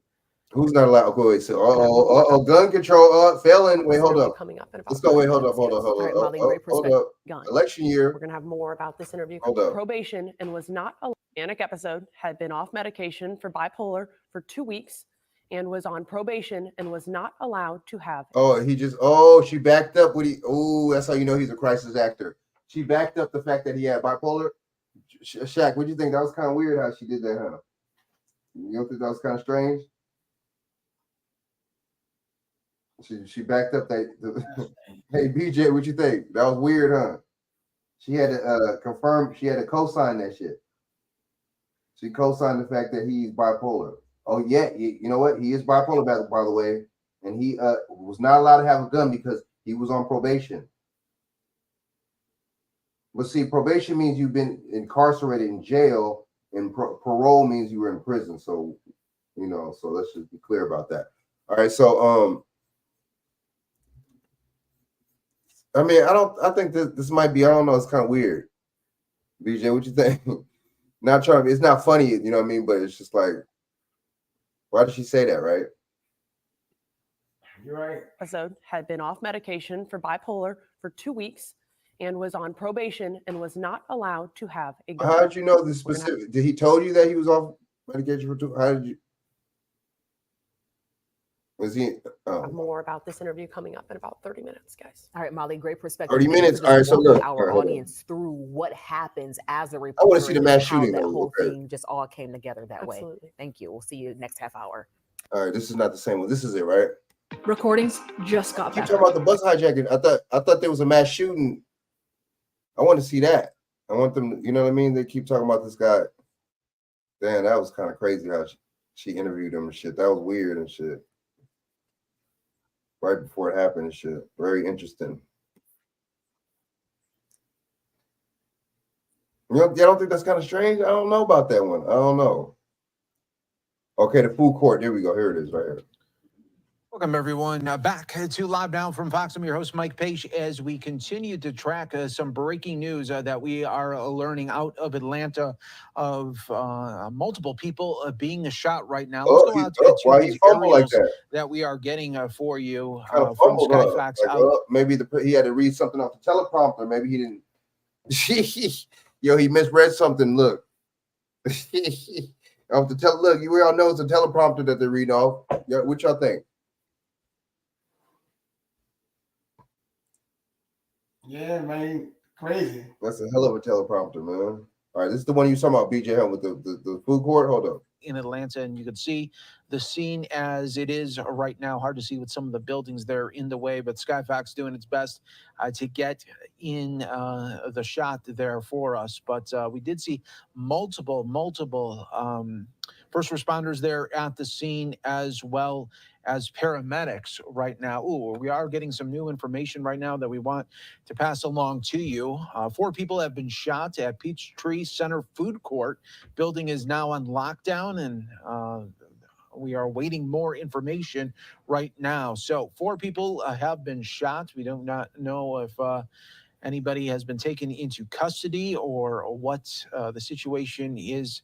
So how do you happening know now, that? but you see a lot of police tape up, a lot So you of know that, you know, police before people responding shot, you to don't this know. scene. Again, 4 people have been shot right now in Like in the Atlanta, media, and you can see the scene in know this everything, right? downtown area as it happened near and in a food court there, where the police have taped off this area, as this is still a very, very active scene being played out right now. And this really just comes on. Okay, wait. Are these wait? How is it active? Are these motherfuckers? Are they shot? Are they in custody?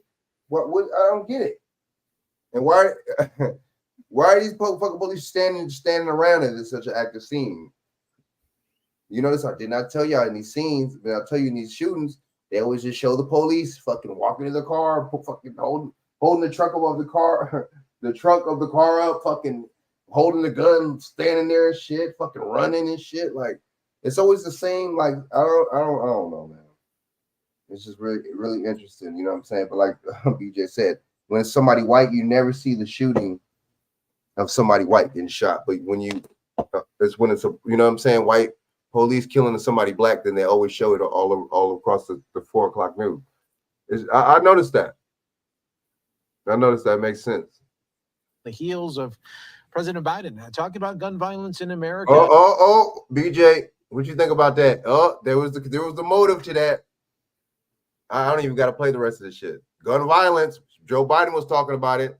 Why is the news saying? What does any of that have to do with anything? Gun violence. Joe Biden. Hint. Vote for him because he's the one that's trying to. These motherfuckers, man. The propaganda arm of the government is the media, man.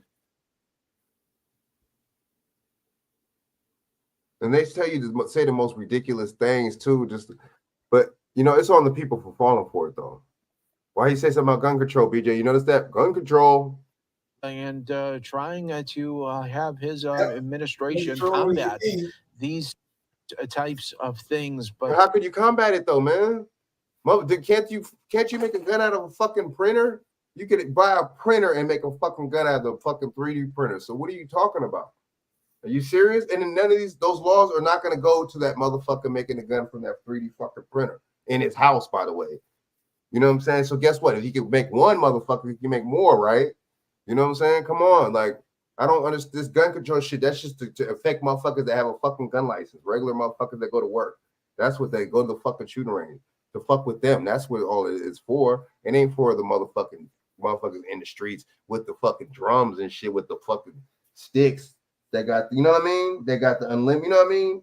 100 round. No, those motherfuckers are not. Why would they go? Gun control don't affect them. They're not thinking, oh shit, damn, my nigga, Joe Biden just passed his gun control law. Shit, we better not be strapped. Shit, guess what? What are you talking about, man? The motherfucking sentences that Biden and them talk about, shit, that's gonna have us locked up forever. Shit. Hell no, I ain't gonna be strapped. I ain't gonna hold no, man. Come on. Hell no, motherfuckers ain't talking like that. They don't give a damn about no fucking gun law, no fucking this stupid ass gun bill passing. And I don't know, man. But see, that's people are so stupid. If you really think that these stupid ass gun laws and these gun, you know what I'm saying, gun control measures, whatever the fuck, some of these don't even, most of them don't make any sense. It's really gonna combat something you think you get. Then you know what that's gonna combat? That's gonna make these motherfuckers in the streets buy more guns and print the motherfuckers and make them and all types of shit. You could make a gun in your house. I don't understand why people and see the news media start talking about that shit. A couple like, you know what I'm saying, like, you know, early this year they was talking, or last year they was talking about that gun printing 3D printer shit, and then they stopped talking about that shit altogether because they know that these motherfuckers, most of the motherfuckers doing that shit do not look like me that are printing that fucking shit. Let's keep it real. It's so unfortunate. So many times here in this country, we talk about gun violence, and here is just another way that we are showcasing this here to you as multiple. Well, you're the news. You're not supposed to talk. They're supposed to be biased. You're not supposed to talk about your ideology and what your fucking thoughts. We don't care about your thoughts, your ideology, your synopsis, your any of that. You know what I'm saying? On any kind of, I don't care what his political motherfucking ideology is. I don't care about that. You just supposed to tell us the news and that's it. See, that's what I'm talking about. That's the problem. The news is biased nowadays. The news goes to whatever side and leans to whatever side. These newscasters do that. And that's how it lets you know that they're bought and paid for it too. You know what I mean? You're supposed to be, you know, neutral in this shit. You're not even supposed to tell people, oh, well, you know, my fucker, you know what I think is. I don't give a fuck what you think. You're motherfucker. You get paid to fucking tell us what the fuck is going on. You don't get paid to tell us your stupid ass motherfucking thoughts and theories. So, all right, look, okay, so if you could go in Atlanta, you know what I'm saying? So, you know, they're going to try to put a black face to this, right? imagine your ideal way of working, what would it look like?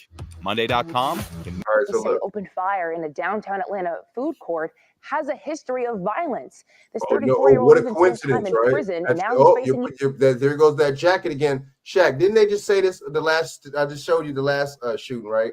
It was old boy that jacked the bus. Oh, yeah, he was on probation. Oh, he already had a history. Oh, he wasn't supposed to have a gun. Why do they always? You notice these are never people that never got into trouble. These are never just motherfuckers that just was like, fuck it, I'm just gonna go all out.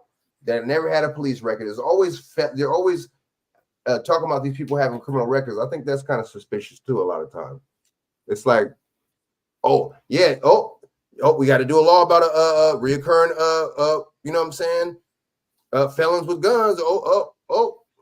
Guess what? He did it once. He'll do it again. You know, it's just that same scenario. You know what I'm saying? But I say the same for the politician. You'll steal from the people once. You know what I mean? You'll take bribes once. And you'll do it again. Right? I mean, I ain't saying, you know, shooting and killing people's right, but I just think a lot of this stuff you just got to really question these stories. even more charges. Atlanta News First Don Shipman is live at Grady Memorial Hospital. Don, the hospital was quickly put on notice after that shooting that they needed to get ready to treat the incoming victims.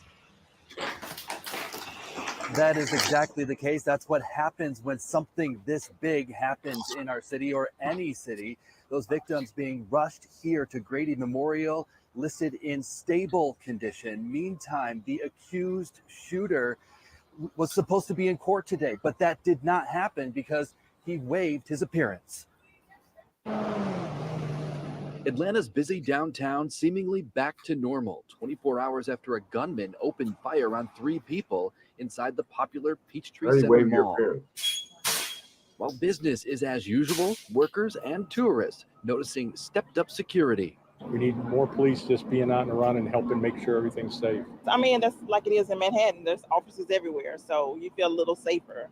34-year-old Jeremy Malone of Murrow faces several felony charges, including possession of a firearm by a convicted felon. The Atlanta police chief noting Malone's criminal history, 11 arrests, and 11 prison time for armed robbery. This is an individual that should never have been possessing a gun. An individual that should. Oh.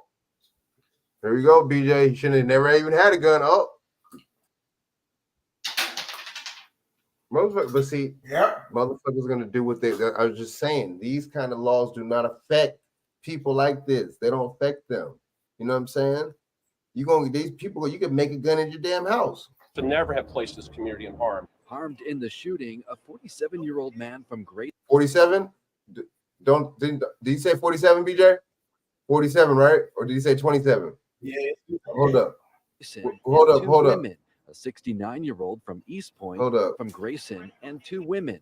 A 69-year-old, 47-year-old man 47, from Grayson, and 2 women.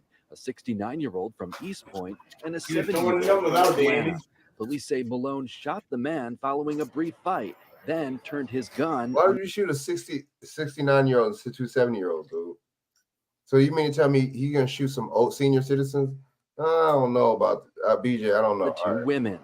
An off-duty APD officer managed to shoot Malone before he was taken into custody. This mall for having their camera system. Downtown Atlanta is heavily surveilled. Look up in any direction and you'll find a camera pointing down. The same is true inside the mall and food court. The camera system allows us to be. Where's the video at? Able to see what's happening, to be able to accurately know what occurred so that we can properly prosecute the individual that was involved. Now people who live and work in Where's the video?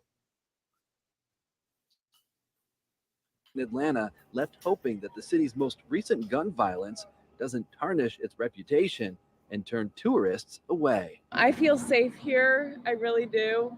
But unfortunately, you live in a city and things like this just happen. It's really sad. The Georgia Bureau of Investigation is leading this investigation because there was an officer involved in all of this. And they are the ones responsible for releasing the names of the victims. They have yet to do that. We're still waiting. We're live here at Grady Memorial Hospital. Let's see. Interesting. Well, I don't see why they're waiting to release, I don't know, names. They would say the same old. But I don't know, man. It's just, I don't know, man. I don't know. That 47 kind of got me, man. That 47 got me, y'all. You know what I'm saying? What y'all think? Could be a psyop. So Bragg, okay. So a complaint filed against Bragg, right? Yeah. Let's see what's going on with this, man. Election interference, interesting. Let me see if I can get some of this, get this on YouTube. Hold up. Interesting.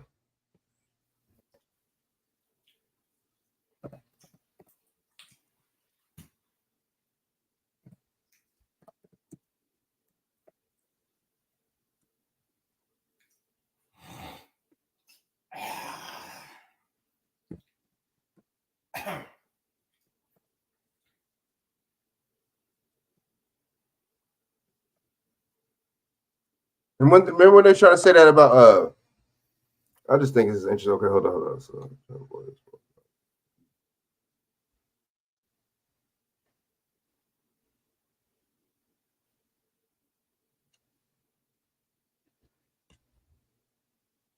on. You know, I might have to just look really much. Check this out right here.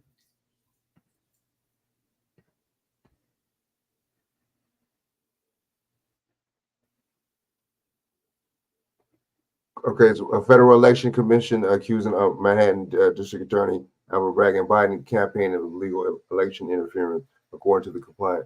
Bragg allegedly acted in cooperation and collusion, and then concert with the question of President Joe Biden influence in 2024 presidential election. Interesting. Wow. We'll see what comes out of that, man. Because this dude. I just think, it's just when it comes down to these Democrats, man, I don't know, man. It's, especially these so-called black Democrats, man. I just don't be understanding them. I don't get them. They completely sell out when it comes just for the party. I guess they're getting that much money, I guess, but you know what I mean? There's no integrity at all when it comes down to people like that. You see what I'm saying? Hold up. I'm on thieves, brother. Man, that's true.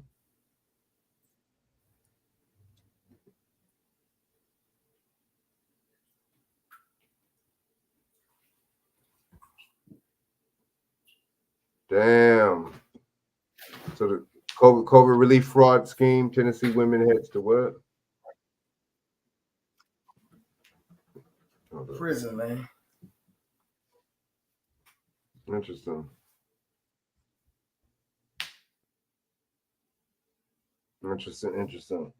Yeah, this Hunter Biden thing, I was talking about that, BJ, earlier, man. You know what I'm saying? This dude, what you think about that, man? I just think he's not going to get no jail time at all. You're talking about maybe commuting this sentence for him. You said they said maybe what? What did they say? Commuting this sentence. Wow. Okay, so look, you know what I mean? Here we go with this. We got the black. I mean, we got the. We got the. We got the Latino races. You know what I mean? We got another. This video, you'll be taking. Democrat. You know what I'm saying? You got another Republican, or excuse me, you got a politician in California saying some in the U.S. saying some stuff CCA.com/maps. From here, you can click on any state and get a complete breakdown of the gun laws you need to know. Well, tonight on the podcast, ladies and gentlemen, we got Scott. some, Check out Phil Scott.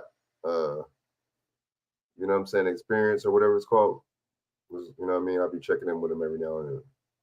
Or the Phil Scott podcast. My bad. news out of California. Now, California originally had their reparations commission, and it took about a little over a year or so to bring their findings. And in their findings, they said black people should get reparations in California. So it started a big ruckus, of course, with a lot of the folks, whether they on the right or the left. It did not matter. Even Democrats don't support reparations, the majority. I will say that. That's why I tell people in the community, Democrats are not black people friend, because they were truly our friend. They were truly the backbone. If we were the backbone, I would say, then it would have been a no-brainer for Democrats. But Democrats are in a position right now, they're going to lose the black voter. They're going to lose the black voter because they have to do something for black people. You see, the older generation, they gave them the Civil Rights Bill, the Voting Rights Act, things like that, right? Different programs. So that's why they was more loyal to vote Democrat. Now you have a new generation of people where we're not living off of that. In order for the Democrat Party to save itself, at least with the black vote, they're going to have to do reparations. It's just that simple. Right. So you have Assemblywoman Kate Sanchez here. Let's put her up on the screen. Now, Kate Sanchez is out of California, Orange and Riverside counties to be exact. Look, and I'm in Orange County.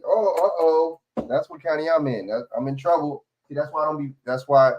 What is the point of me voting, trying to vote this lady out, when black people are the smallest minority out here, right? We're the smallest minority in LA. People, you know what I'm saying? You know what makes a difference voting in a block?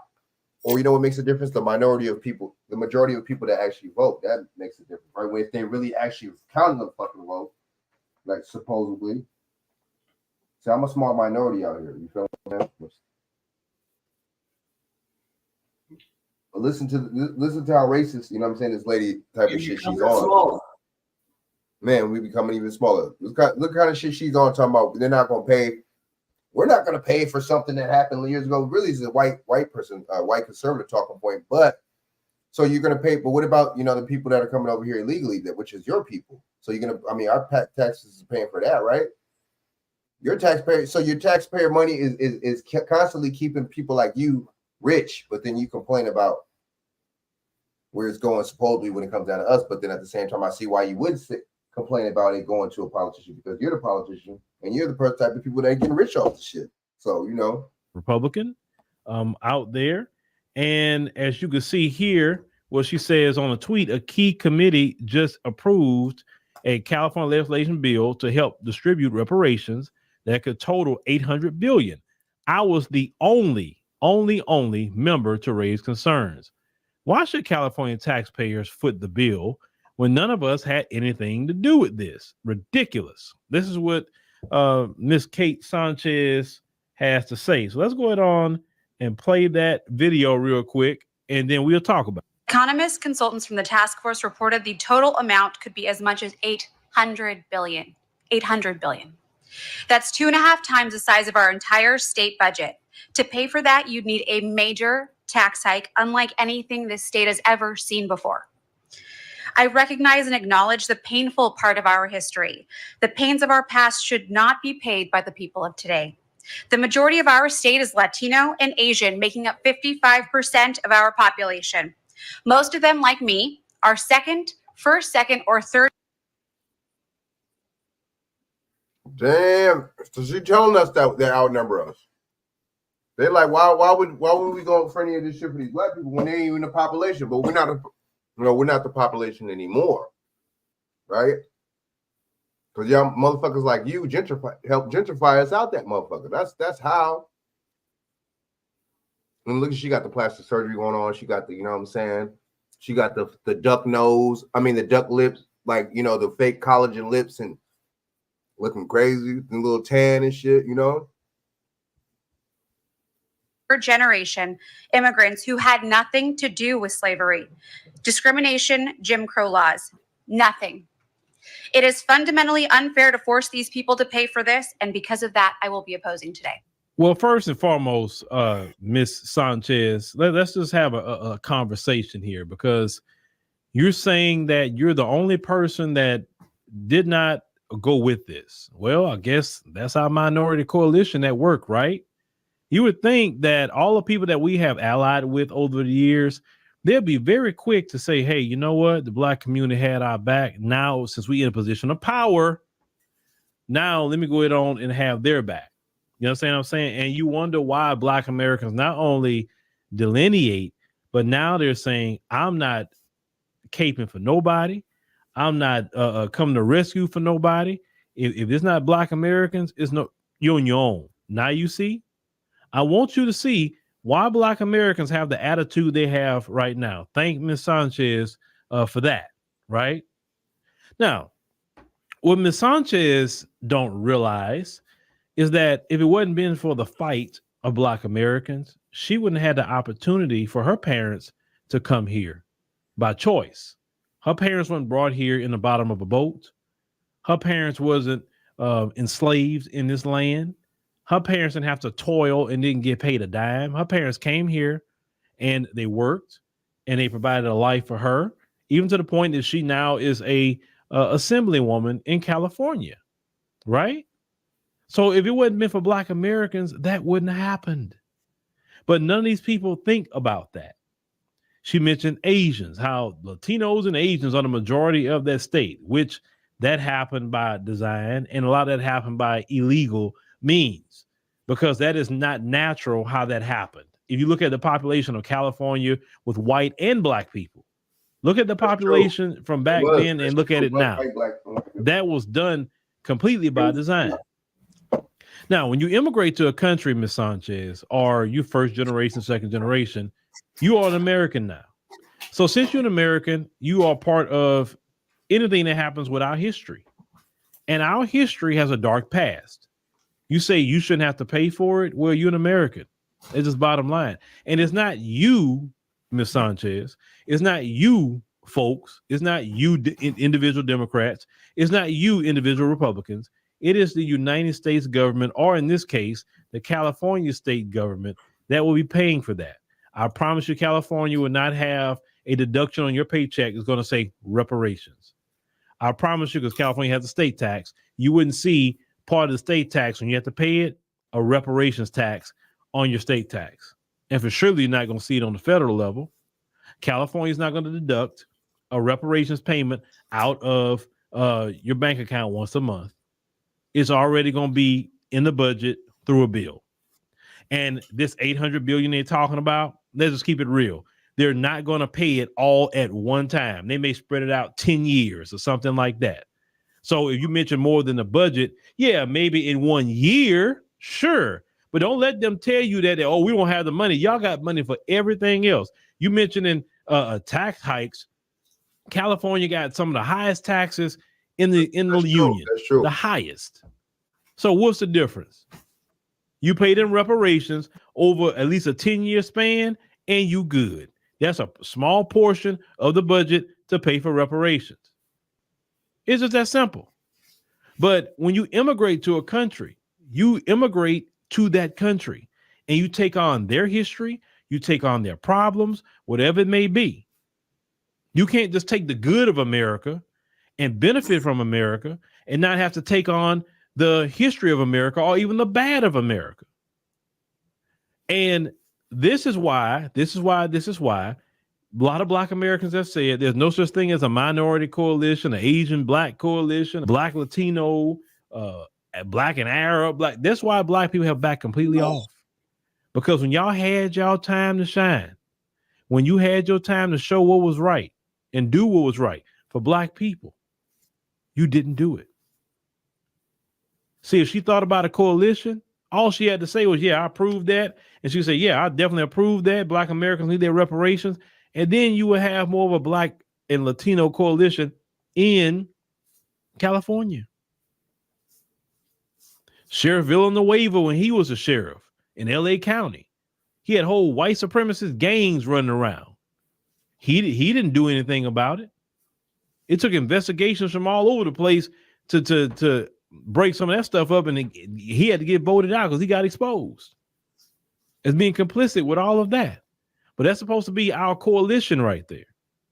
If anything, if we had a coalition, he would have rooted that out himself, called that out, pointed out everybody who's in it, and any charges he could have brought on them, he'd have brought on them, because he would have been disgusted by that anti-black racism, because he would have thought, you know what? If Black Americans didn't fight the way they fought, my family wouldn't have had the opportunity to come over here, and I wouldn't be sheriff for LA County if it wouldn't been for the opportunity that my parents received by the fight of Black Americans. In Black America, you need to call out every group, even the folks, every group who come here and benefit. Don't let them disrespect you. Oh, I work hard. You wouldn't have had no opportunity to work hard if it wouldn't have been for the fight of Black America. Yeah. My bad. What were you saying? Yeah, in Tulsa, that lawsuit got dismissed. Oh, with the Black Wall Street, huh? Yeah, that happened like the day of yesterday. Yeah, Damn. But see, if there was some Jews, boy, whoo, if that was the Creed people, then well, I'm glad you mentioned them. Well, stay right there with them, because remember that grant program that they said them Black women had or something? They had a court that ruled that they can't make grants to themselves because of discriminatory. Mm. But who put the lawsuit out there? Who put the lawsuit out there? Edward Blum or Edward Blum. When it's for the Creed people, it's all good, brother. That's who put the lawsuit out there. The Creed people. Hey. Wow. Hey. Mm-hmm. Hey, Frank. They say when you go before a judge, do you want a jury of your peers, right? Well, yeah, but the word is hidden in the language, man.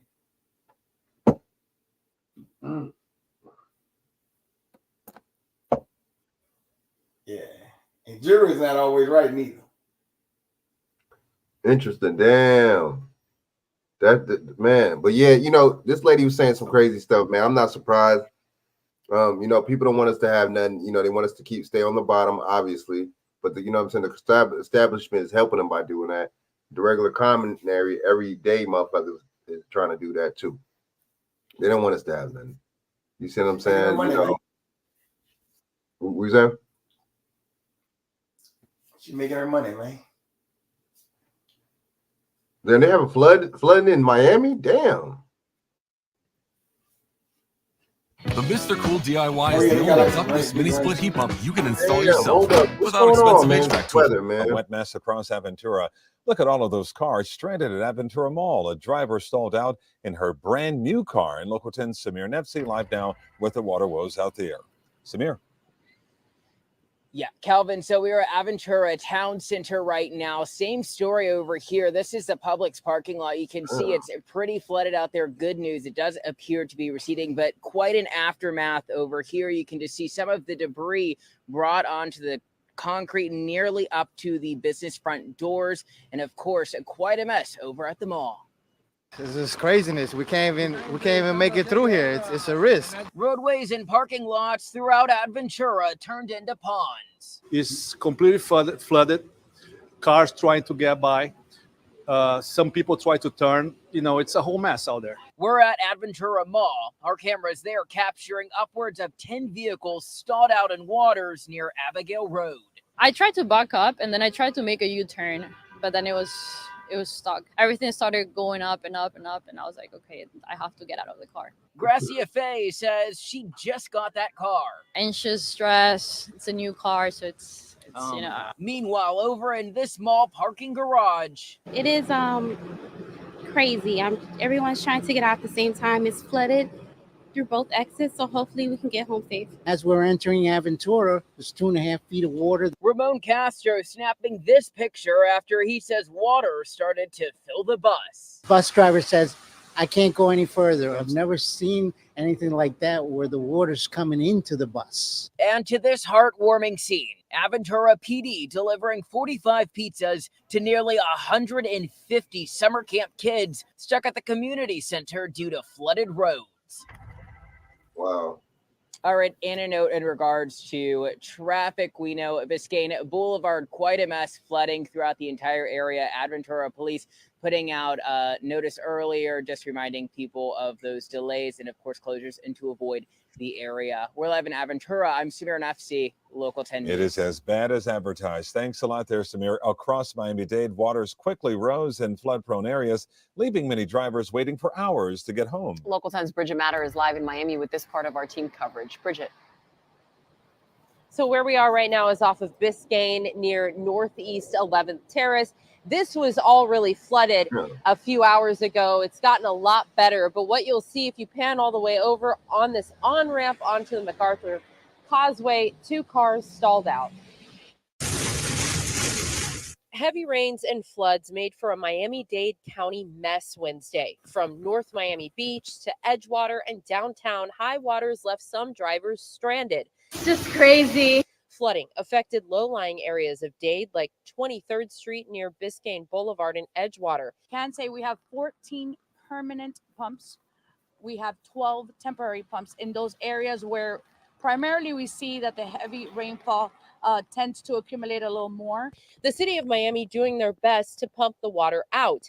In Miami Beach, more of the same. Video of traffic backed up on Alton Road. Crews telling drivers to turn around so they don't get stuck. And people who typically park on the street now have the option to park in a garage. While a flood alert is actively in place, residents at no charge can park on a first come, first served basis their vehicles in those 2 parking garages. The parking garages are at 400 West 42nd Street and 1661 Pennsylvania Avenue. Officials encourage drivers to stay indoors, but if you do venture out, to avoid flooded areas. It was a nightmare. Everything was so wide. I could not see behind me or in front of me. So we need to drive very slow. The city also says they will be using vacuum trucks to try and keep drains from getting clogged. We're live in Miami. Bridget Matter, Local 10 News. With the Planet Fitness Black Card, you don't just get a great workout, you get a great perk out. All right, man. Look, you already know, BJ, man. Look, I gotta you know what I'm saying, play some Crimson Cure real quick, man. You know, I ain't gonna play all of it though, man, but you know what I mean.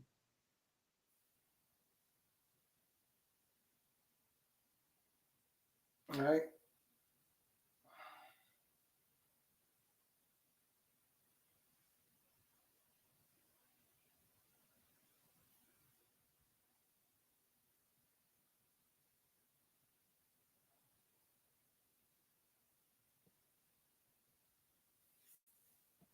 And I'm not even gonna recap what she's saying. Just take a listen. Would stop saying this whole "I want a woman that will be my peace" thing. No, we're not here to be your peace. We're here to be our own peace. You need to work on being your own peace, and then we can have a collaborative United Nations of peace. But you can't be wanting a woman to come into your world representing peace while you're representing war. You're living chaotically. You don't provide a stable home. You create lots of insecurity. You don't know how to communicate. You're emotionally unavailable. There is not going to be peace. There is going to be war. There is going to be crazy chaos going on. So stop asking for somebody else to come into your life to be peace and start working on how you can be peace within yourself. Then you find a woman who is equally peaceful people. And then you have a peaceful relationship. I wish men would stop saying this. Communicate. You're emotionally unavailable. There is not going to be peace. There is going to be war. There is going to be crazy chaos going on. So stop asking for somebody else to come into your life to be peace and start working on how you can be peace within yourself. Then you find a woman who is equally peaceful people. And then you have a peaceful relationship. I wish men would stop saying this. So You. Mm-hmm. I'm gonna tell you what let I'm me get, this. The first statement: stop asking for women to come be your piece because What you that's think not a about this, woman's BJ? job. Yes, it is. It is a Yeah. job. It is part of the station of wifehood to maintain or to control your chaotic impulses as a woman. Let me bring this up right quick. As I've said many times. Uh-huh. Yeah, it's a crazy video. Like I said, I gotta get up early. So I just wanted to say that that other video you played, that's gonna be the thing that's gonna drive a lot of people out of California. I'm just gonna go ahead and shout out my information. Yeah, you can get me at kingbjmedia.com. Bernard Johnson Facebook, Bernard1121 Instagram. Is it 1987 BJ1 on Twitter? The next couple of weeks, people got to watch out. Like you're playing the video on about Florida with the rain. The Maryland governor also signed climate change legislation. So I do think in South Dakota, South Dakota and Idaho are two states where I know in Idaho they told the farmers you can't use the water to water your crops. So they're trying to create a famine, so people have to be. So I just want people to just be aware and watch what's going on. Don't fall for the tailpipe. Y'all take your time and have a good night. All right, man. BJ, salute, man. Thanks for coming on, man. You know what I mean? Word Sure. up. No problem. Show. Right. Yo, Shaq, you still on this bad boy Shaq or what, man? You know what I'm saying? But let's listen to what she's saying real quick, man. Times before women are naturally chaotic because that chaos is a part of feminine energy to begin with. If a woman has impulse control, if she can for the most part control her emotional responses and her chaotic nature, that in and of itself is a type of peace that she has. When a man says be my peace, he means don't be an unreasonable amount of trouble to me. Okay? He's saying don't be an unreasonable amount of trouble for me. All women are going to be some level of trouble for men because of our chaotic nature. Men are going to want to bring order to it. And so that's going to present a problem. Now, it might not be an insurmountable problem. It might not even be a problem that's too bothersome for him. But at the same time, women come with problems to solve. Okay? No matter who she is, right? Now, the only thing that he's saying is, listen, don't let your chaotic nature present so many problems that I, A, can't solve them, B, don't want to solve them because it's too consistent. Don't come into my life without some sort of impulse control. And don't bring all of your trouble into my life and make my life chaotic. And now I'm running around like a chicken with his head cut off, trying to put out all of your fires. And I'll be so consumed with doing that I can't really maintain what I've already got going in my life. So basically get on the program. Don't be super combative. Don't start pulling the other way. If you're going to come with me in this relationship, then you've got to be moving in the same direction I'm moving. You cannot be moving in the opposite direction because that in and of itself is going to cause a lot of problems. It's going to cause a chaotic environment. It's going to cause a non-peaceful environment. She immediately goes into the toxicity of certain men. She goes, and then why is it always got to be that? Why? Instead of like the accountability for the self, it has to be this and that. Toxic, man, and like nah, man, talking about yourself or putting you know what I mean. Accountability on yourself has nothing to do with the other race or nobody else but yourself. You know what I'm saying? That I kind of peeped that, you know.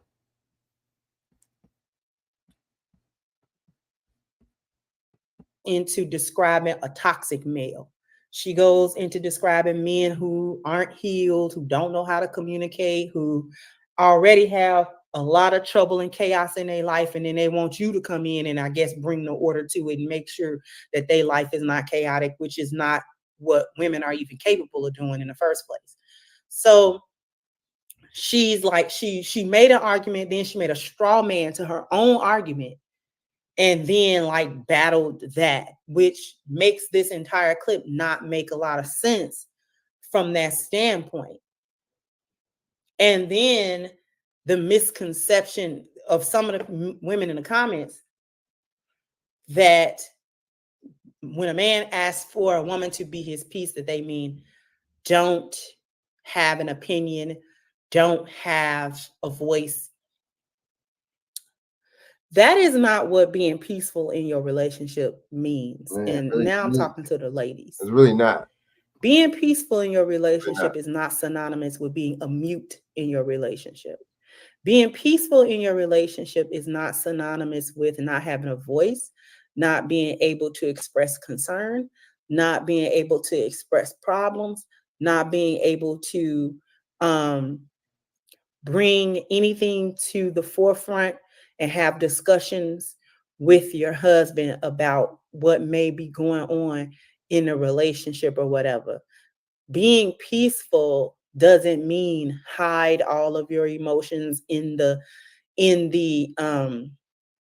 interest of quote unquote not arguing and keeping the peace. Because if you can communicate properly, the discussions that you eventually are going to have in your relationship that may be uncomfortable, that may be difficult discussions to have, they don't have to be arguments. Okay. No one has to go below the belt. No one has to be outrageous. Even sometimes communication can be emotionally charged, right? The thing that has to be remembered is that when you are having conversations with your husband, and let's say these conversations are uncomfortable because maybe it's a conversation about a problem you having with him. Even if it's a conversation about an issue that you're having with him, it doesn't need to be a contentious conversation. Even though it's an emotionally charged or difficult one, even though you may be having a conversation with him about issues that you have with him, he's not necessarily the ops to you. He's not your opposition. This is an issue that you're hopefully looking for a solution for, and you are working towards it together. And all that this conversation is to make him aware of how you are perceiving this or how you are experiencing him in maybe this particular situation. So, because he may or may not be aware of how you're experiencing him and how maybe his actions or words or whatever have affected you. So if it's important enough that you need to have a conversation about it, you know, or what have you, it can be scary because you don't want to just have a blow up. You don't want to, you know what I'm saying, necessarily rock the boat if you quote unquote don't have to. But at the same time, we are called upon to be honest in relationships. It's just all about the approach. And sometimes we're not going to be able to curve off the anger. Sometimes we're not going to be able to communicate in a way where he don't get upset about what was said. As long as you stick to the issues and don't have accusatory tones, don't have, you know what I'm saying, emasculation or belittlement in what you say, he can deal with his own emotions about what you said. Because if it's legit, he gonna have to deal with it. The same way as if he bring an issue to you, you may feel a way about it, but if the issue is legit, you eventually you're gonna have to deal with it. And it was up to him to bring it to your attention, even though he knew you wasn't gonna like it when he did bring it up. So this works both ways. All right. You got to be able to communicate. That's what communication means in a relationship, being able to communicate well. It's not always communicate a lot or you talking all the time. It's how things are being expressed. Timing is important. Tone is important. She's right. She is so right. You know what I'm saying? Man, she's breaking it down. She's breaking it down, y'all. I'm gonna play a little bit more of this and I'm about to get out off this bad boy, man. And making sure that you don't see each other as the opposition. You see each other as needing to be more of a team now than at any other time, because there's a little bit of trouble, there's a little bit of a challenge, there's a little bit of an issue that needs to be overcome. So right now we need to be tight-knit, not separated. If that makes sense. Right? So this is what being a man's piece means. You're not supposed to, as a woman, it's not your job, nor is it really within your wheelhouse and ability to come into a chaotic man's life and bring order to it, because that's actually a masculine position. And the imposition of order is a masculine part, is a masculine trait, and something that's supposed to be inherently within men.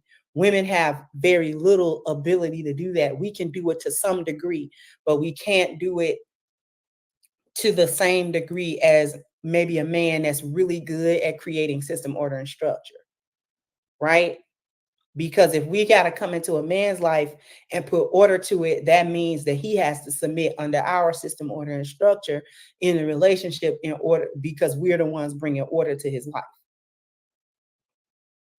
See how that mixes up, right? So that's the problem that I had with what she was talking about. She went right into what if the man is toxic, and like nobody's talking about that. And that kind of brings me to one last thing that I want to say. In all of these talks from these different podcasts, from people, you know what I'm saying, talk about relationships, everybody that want to talk about relationship dynamics and all that kind of stuff. Why is it that we can't talk about healthy relationship dynamics? That's the part that's really starting to get to me. We always, both men and women, we always revert back to what the hyena clan want and what they do and what they expect and their behavior.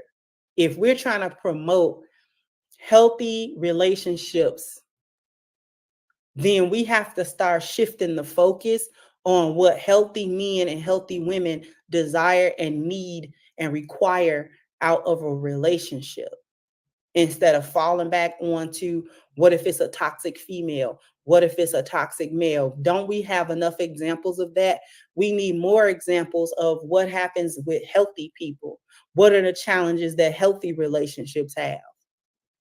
And how do we do that? How do we overcome these challenges from that perspective, rather than from the perspective of, you know, these chicks be out here doing this, this, and that, or these men be out here doing this, this, this, and that. Just food for thought. Jump down in the comment section. Let me know what you think. Like, share, subscribe to the channel if you have not. Once again, I'm your host, Sister Crimson Cure, and this. Shout out to her. She was breaking it down. That she was right though, man. She was right. Along with everything, man. To balance everything. You know what I'm saying? Doing this as a team, you know. Not separate, but that's how they want us. They want us to be, man. You know, that's why they destroyed the nuclear family. All this, everything happens for a reason. Everything's all by design, right? Not it just happened like it, it don't work like that. You know what I'm saying? This is all by design. So I just really just trip out off the stuff like this, man, because we just keep falling for stuff like this at the end of the day. Shaq, what do you think about that last video, man? You know what I'm saying? You still on?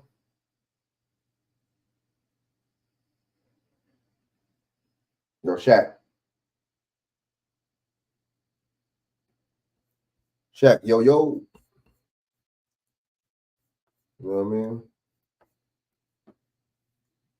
Well, I think he might be off, but you know what I'm saying? Y'all get his Shaq up at Shaq Waller on Facebook, and then you know what I mean?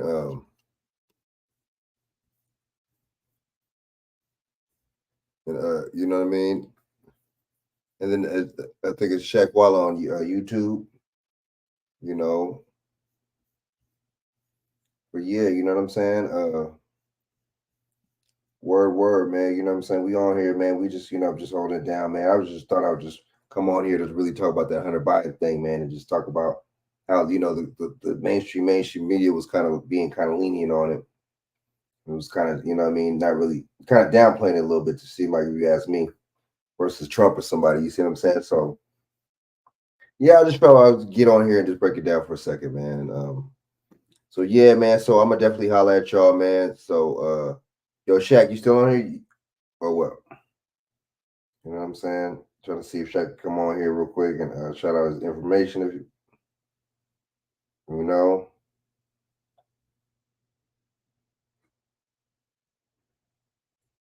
So, okay, so Shaq _ Edwards on Instagram, Shaq Walla on YouTube.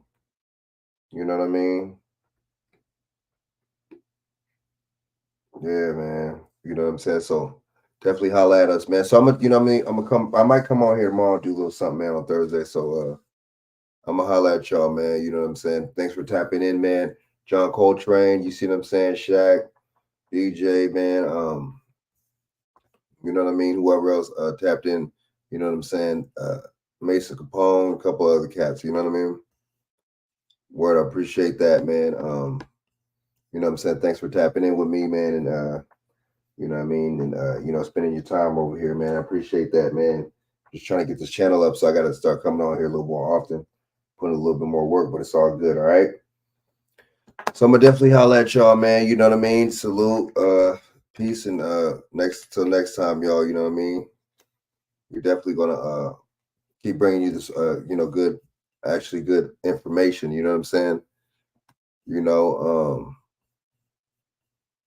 Yeah, man, and we just gonna keep coming with it, man. So wait, hold up real quick. Let me see. Hold up.